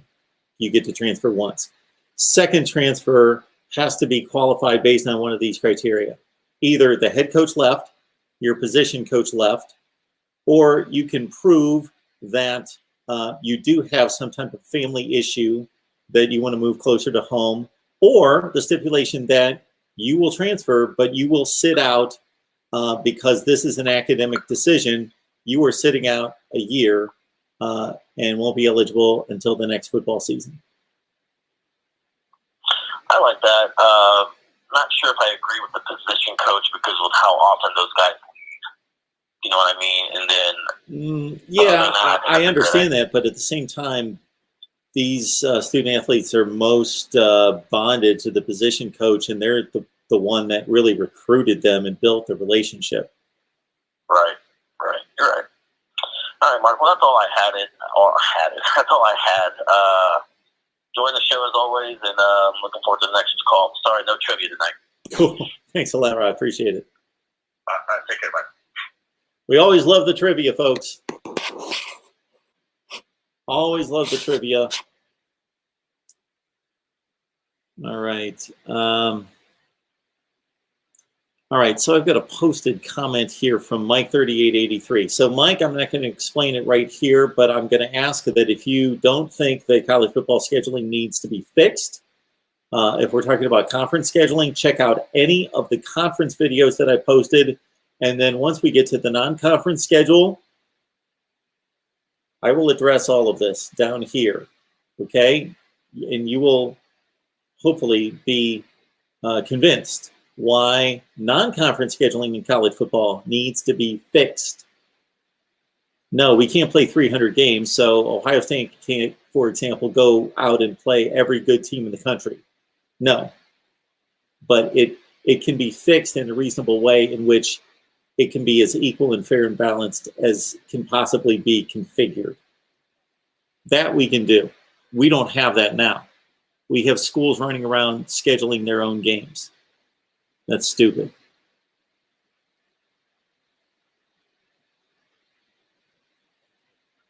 We have USC, for example, playing Alabama and Notre Dame, two of the top 4 or 5 teams in the country in one non-conference season. And we have Baylor not playing a ranked team since 1995. That shouldn't happen.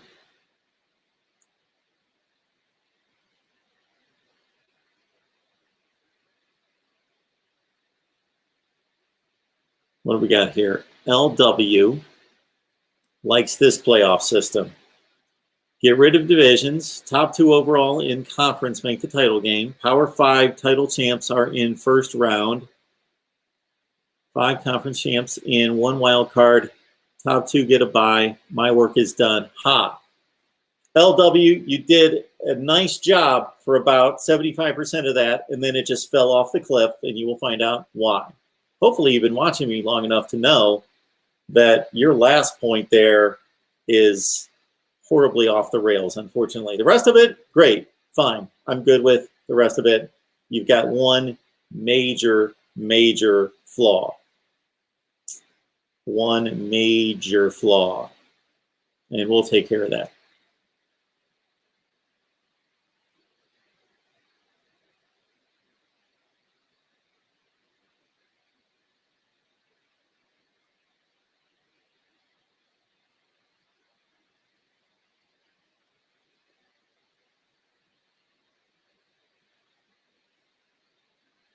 There you go. Rod's got it. No buys.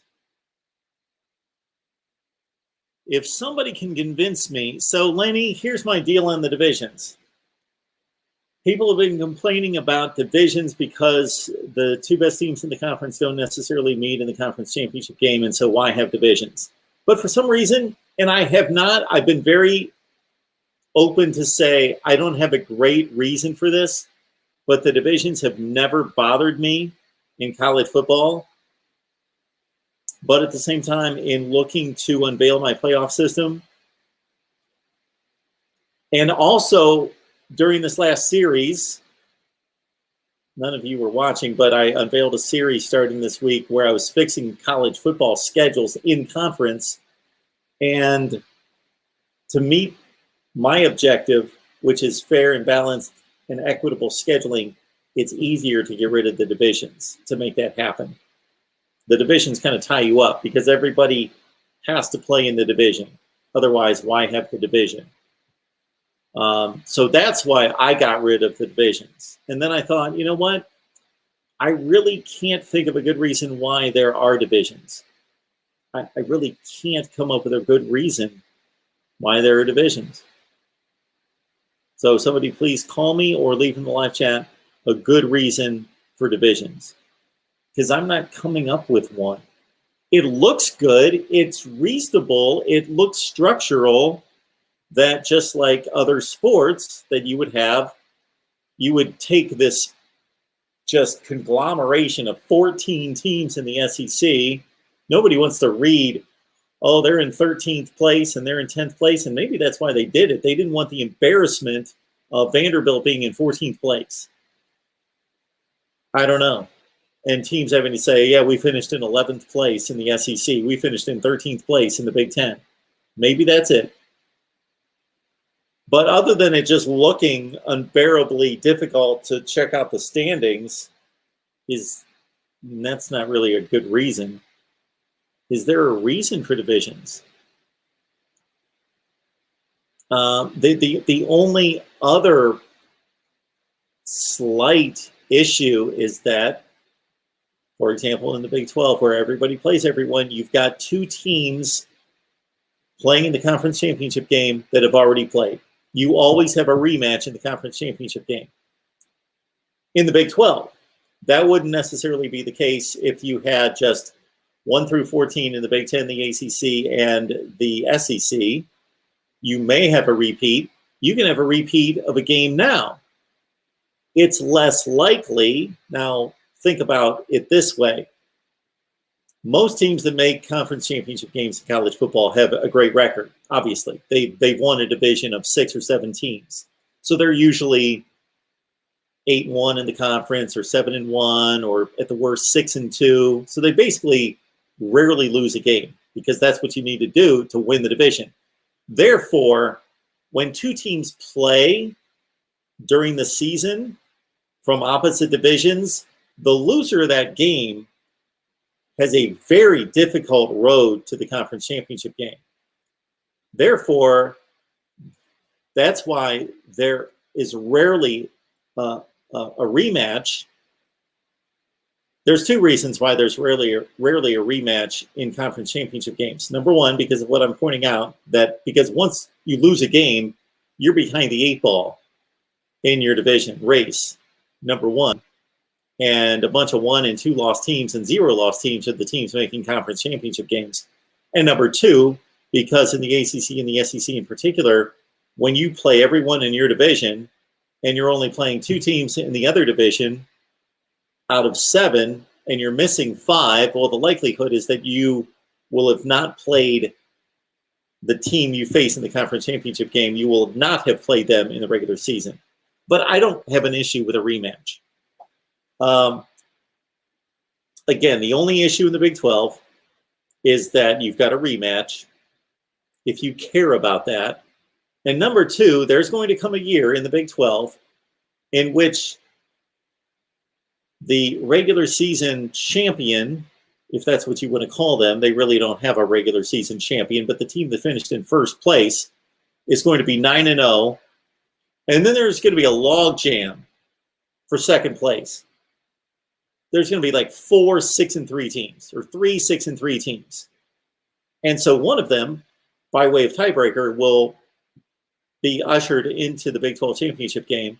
And you're going to have a 9-0 team against the 6-3 team in the Big 12 championship game. And lo and behold, the 6-3 team is going to pull off the upset.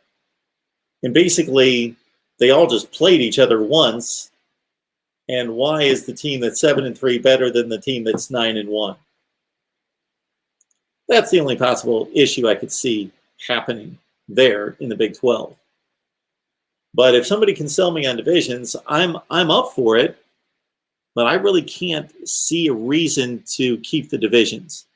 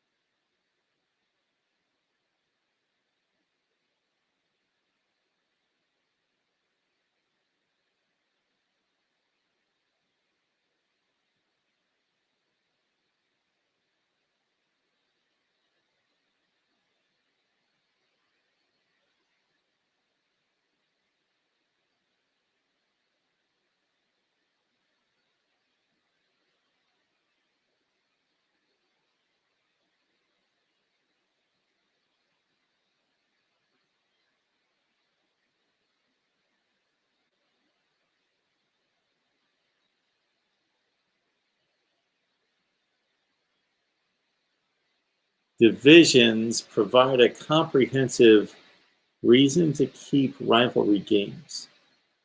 We can still just schedule the rivalry games. I'm not understanding, Matthew. We can still just schedule the rivalry games. We can determine as a conference, the people that run the conference should be able to determine, they should have the pulse of the conference better than anybody else. What games are true rivalry games? This is what divisions do. You realize that if the SEC never changes and they play the same format for the next 60 years, that Kentucky and Mississippi State, what a tremendous rivalry that is. It's an amazing rivalry. We all pay homage to that. We all know, we all circle it on our calendar, Kentucky, Mississippi State, only to be rivaled by Ole Miss and Vanderbilt. And oh, what about that Texas A&M South Carolina rivalry that gets played every year? Every year, Texas A&M and South Carolina play. Every year. Texas A&M only plays Georgia or Florida once every 7 years, but they play South Carolina every year. Texas A&M and South Carolina, that's a rivalry.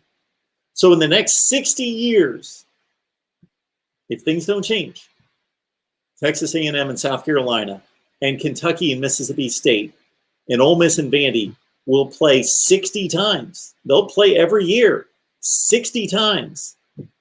But the likes of Alabama and Georgia and LSU and Auburn and Florida, you know how many times they're going to play in the next 60 years? 10 times. Those other games are going to be played 60 times. Can you imagine the series standings in the SEC in 60 years?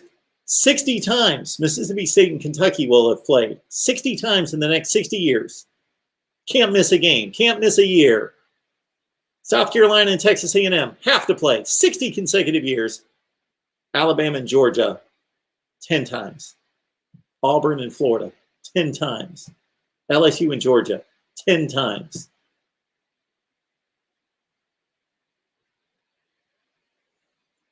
Really?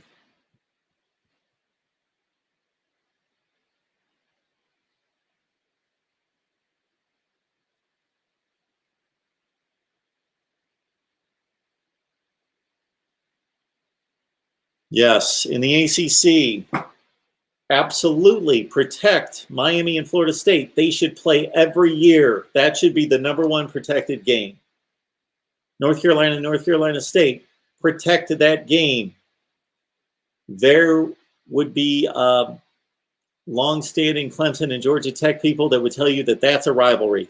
I'm not familiar with it, but it's been told to me many times that's a rivalry, so fine. The people that run the ACC know better than I do. Georgia Tech and Clemson, a rivalry.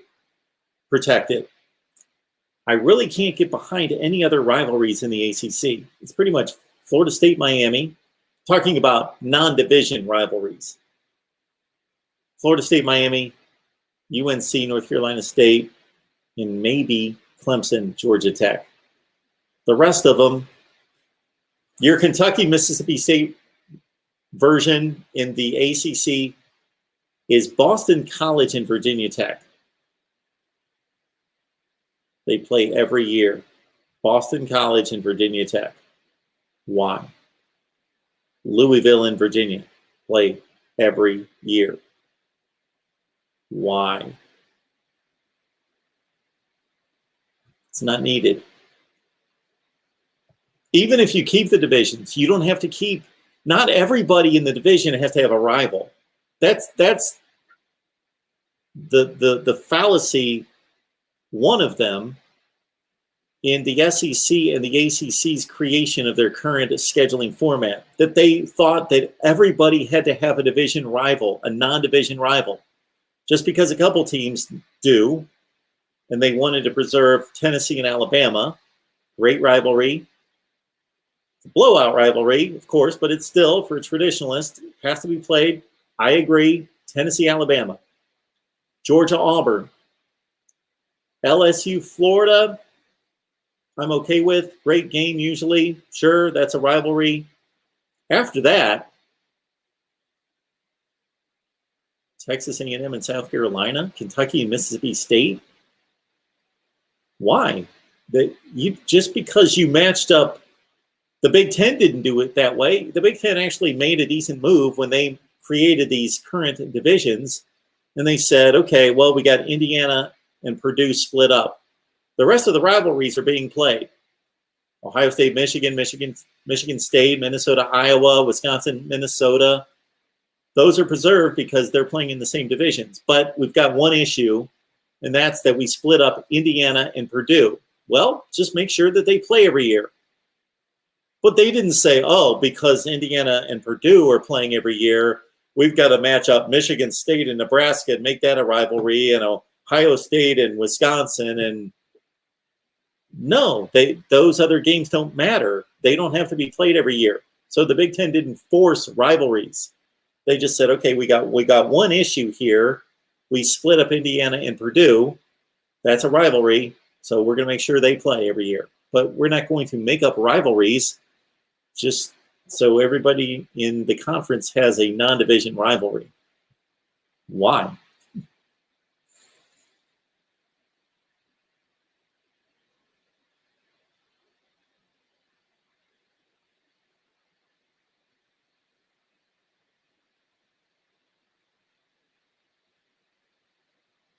Thank you, sir. Appreciate that, dependent fanatic.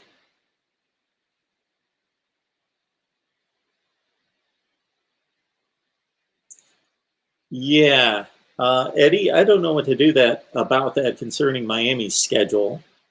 They seem to think that they were setting them up with Pitt there as the last game of the season there for a while, and then it was Duke, and who was it? Well, this year's schedule got screwed up anyway. Yeah, Miami, Florida State's got to be played earlier, and Florida State's playing, of course, Florida last, as they always do. So Miami's just kind of hanging out there in terms of who do they play. And there's a number of teams in the ACC that have SEC rivals out of conference and play them last. Georgia, Georgia Tech, Clemson, South Carolina, Kentucky, Louisville, and Florida, Florida State.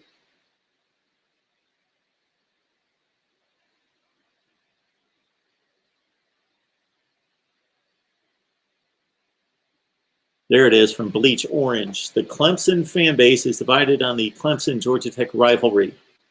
Many of us consider it to be one, and many of us do not consider it to be a rivalry. Okay.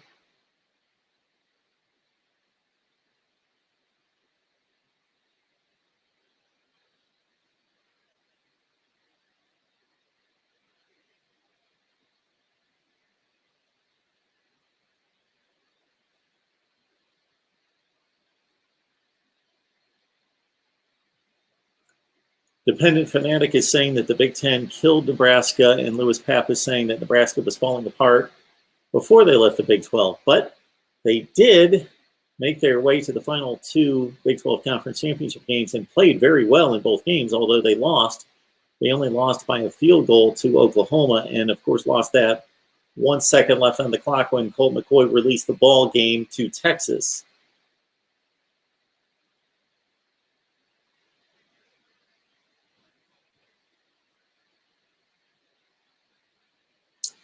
All right, folks, it's been a good time. Enjoy talking college football with all of you.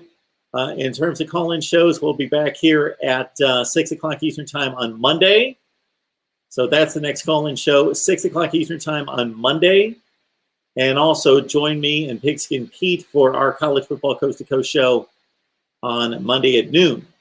So Monday at noon, Monday at 6, right back here. Meanwhile, lock it in at MarkRogersTV, the voice of college football. We've got plenty of videos headed your way. I'm going to finish fixing college football scheduling, the non-conference as well. We're going to get our playoff system out there and a whole lot of other stuff. Somebody doesn't want me to go away. Hello, who's on the phone? This is Matt Rose from Nebraska. How are you doing? I'm doing just fine. Appreciate you calling tonight. What's going on? Oh, I just was sitting here thinking about the divisions, what you were saying, and I think with the divisions, my point didn't need to cross because I was trying to say that the divisions why they have the divisions is to try to more easily protect rivalries and get away from scheduling conflicts. And I just wanted to hear your thoughts on that. I know you can schedule any game, anytime, anywhere, but it's just if you're gonna schedule 3 or 4 games that you know that you're gonna have every year, why not just have a division? Was my point. But why have the division? Well, yeah, why? But why not? You know, it's like if you're gonna schedule 3 or 4 games every year, you're gonna play the same 3 or 4 conference foes every year. Why not just have a division? It just, you know, and then you get into is it geographical? You know, because I think that's where the divisions are at most likely, because when the Big Ten first set it up, they tried to do a competitive balance, and that didn't really work out. And then they found out, well, we need to do something geographical.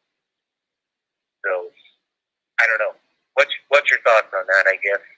Well, let's start with the geography. The ACC is not geographical, from what I can tell. I can't tell any kind of geography there. If you were going to go geographical in the ACC, the problem with that, you would have though, to is go north and south. Nobody knows who's in what division, and I still know people that if you ask if is Miami in the Atlantic or the Coastal. Well, it depends who you're talking to. ACC fans know who's in what division, right. And if they don't, then they're not ACC fans. Pac-12 fans, SEC fans, ACC fans,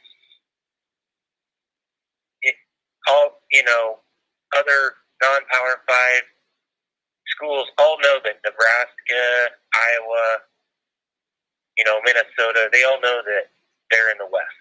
You're a Nebraska fan. You got to understand. Would I be wrong? You have to understand you're a Nebraska fan. So you think everybody knows who's in the Big Ten divisions and not the ACC divisions.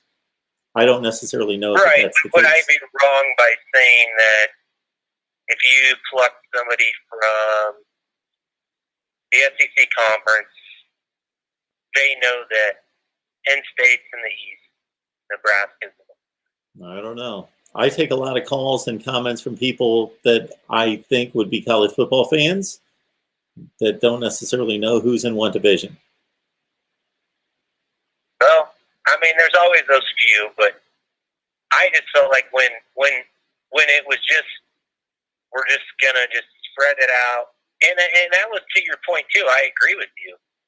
I think that's what they were trying to do before was they were trying to have a division, but not a division, because it was like, well, if it doesn't make sense geographically, you know, then we're going to have to do like make up like, oh, you get one game a year to have your crossover rivalry.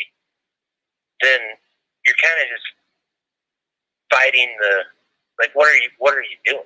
You know, what are you fighting? You're just basically saying no division, but we're just going to have this deal where we have the crossover games that we want and this and that. And it just, to me, it just didn't make sense, you know? So I think you're right. I mean, I think the most fair way to do it is to draw it down the line and have no divisions, or if you do have divisions, everybody just plays everybody on a regular basis and don't have to have the rivalry, I guess. If you're gonna divide it, you can't just say pick and choose, you know. You can't say Indiana and Purdue is no better than Michigan and Ohio.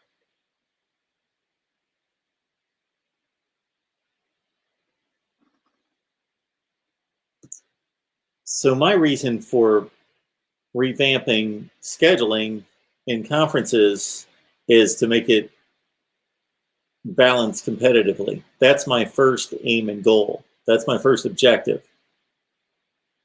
Because that's the first problem that I think. That is the most egregious issue that needs to be addressed. Is that everybody, there's no reason that everybody shouldn't be playing a 500 schedule in a conference. Why are certain teams playing much tougher schedules in the same conference as other teams? They're competing for the same conference championship. Why should somebody be playing a more difficult schedule than somebody else? So then, how do you fix that? Is it just a random draw, or do you every year try to pick and choose who's going to be the best team? Everybody plays a 500 schedule. So you can't predict what's going to happen. So, yes, once we get to the end of the season, we can look back on the season and say, so-and-so played a tough schedule and so played an easier schedule. Because we can't predict. We shouldn't be in the job of predicting what teams are going to do the upcoming season. But what we can do is we can base the schedule on the previous season's results to build a 500 schedule for everyone, because that's fair.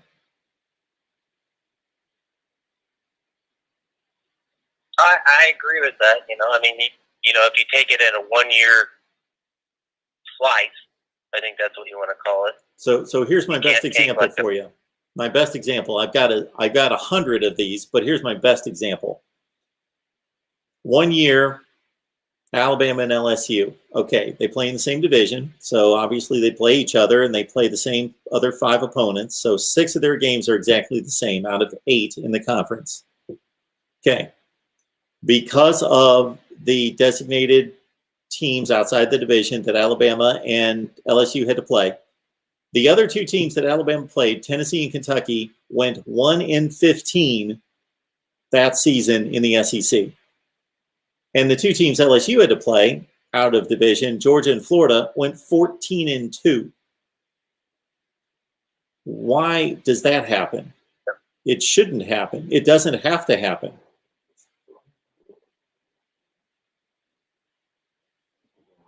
No, I agree. I agree with you there. And there's also the deal where, and I've always said it is, the team with the toughest schedule is usually always the team that's the worst. And no one ever wants to recognize that because, of course, the team with the toughest schedule is going to be the worst team because they're the worst team and they have to play above everybody on their schedule. Well, that only necessarily applies if everybody in this conference plays each other, like the Big 12. If Kansas is the worst team in the Big 12, then they're playing the toughest schedule because they didn't play themselves. Well, yeah, but yeah. I mean, I see your point, but I was just saying across the board, whether in conference or out of conference. Well, Vanderbilt didn't necessarily play the worst or the toughest schedule in the SEC this year just because they were the worst team. Yeah, but you could say though that probably 5 or 6 of those games on their conference schedule were games that you just knew that they weren't going to win no matter what. Well, yeah, because they're no good. Right. And that's what my point was is when you start at the bottom, you're going to have the toughest schedule. So not necessarily. I like the schedule rank, but if you match up Vanderbilt versus Ohio State, Vanderbilt's going to lose 99% of the time. If you match up Ohio State versus Florida or Alabama, that might be like a 60-40 or, a 50-50. So just, it's a percentage game there where it's like, well, yeah, we're playing a tough schedule. We still have a chance to win. We still have a 50% chance to win this game for Ohio State versus Alabama. If we're Vanderbilt versus Alabama, we got like 5% chance to win. Yeah. I'm not following what that has to do with scheduling. Well, but what I'm saying is with your scheduling is, I mean, those teams are inherently bad, and they're not gonna win until something changes. Okay. So, like with a tough schedule, if you're Ohio State, yeah, you might have a couple of tougher teams on your schedule, but you still have a 50% chance to win. If you're somebody that goes into it and you only have a 10% chance of beating an Ohio State, then that still stays. That 10% still stays. You know what I'm saying? Like it. Yeah, basically, good teams have a better chance of beating bad teams, and bad teams have a chance of. I don't know what that has to do with scheduling, but Well, yeah, the good teams and the good teams versus the good teams are 50-50. The bad teams versus the good teams will always lose. You know, it's just numbers, you know. So, I don't know, and I don't know if it, and that's where you, well, what I want to say about where you were saying with the competitive balance is, I mean, is that what you think that the conference is trying to do, is match up the good teams all the time? no. I don't know what they're trying to do. Because, No, they all have a format. They're not trying to do anything. They all have a format, and it doesn't have anything to do with who's good and who's bad.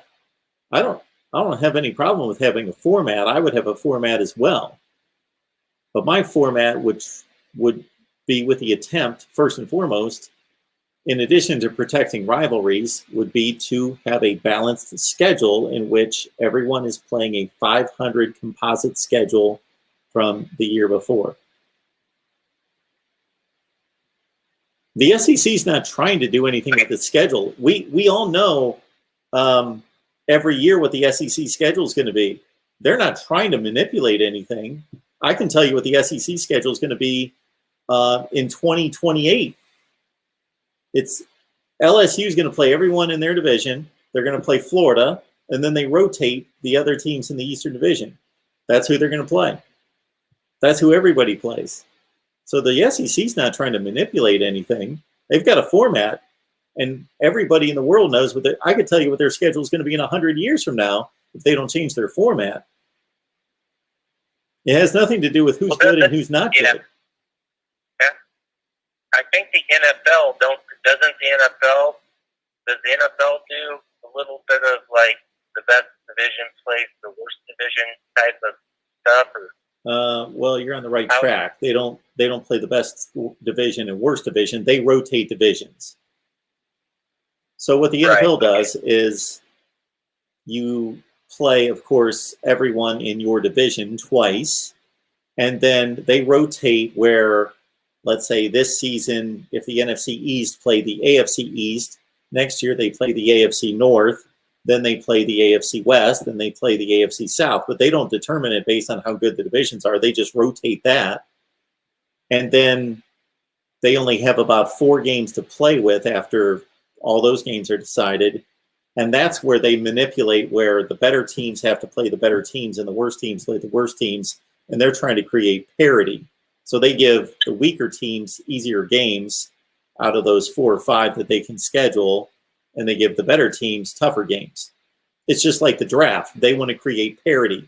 So they make it more difficult on the good teams, make it easier on the bad teams. So is that what I mean? Like, what are you rooting for? Are you rooting for more parity, or do you just want to see? No, I understand what the NFL. I understand what the NFL. No, I'm not creating. No, everyone gets a 500 schedule, so it's fair. I want to create a fair schedule for everyone. I don't want to create parity. I'm not giving Alabama a tougher schedule than Tennessee just because they're Alabama. I'm going to give everybody a fair schedule. I'm not going to penalize you because you're good or try to prop you up because you're bad. I'm going to give everyone a 500 schedule. Just like if you look at the NFL draft, it's not fair. I know what they're trying to do, but if you really think of it, why should the worst team in the league get the first pick? You're rewarding them for being bad, and you're penalizing the good teams for being good. Actually, there should be, just like, do you play fantasy football or baseball? Yeah, I agree. Yep. If you play fantasy football or baseball, the way you do it is fair. If you have the first pick in the first round, then you got the last pick in the second round. If you got the second pick in the first round, you get the second to last pick in the first. If you got the last pick in the first round, you get the first pick in the second round, and you do it so it's fair. Yeah, I totally agree with that. I don't know. Yeah, and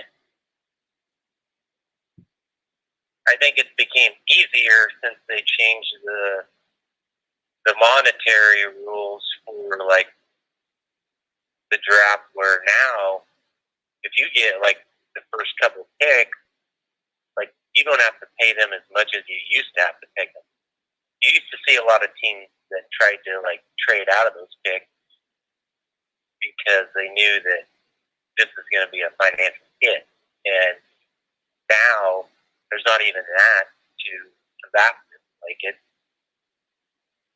a deal where I think, you get some first round picks and still not have to pay the exorbitant dollar amount that, you kind of got away with the deal,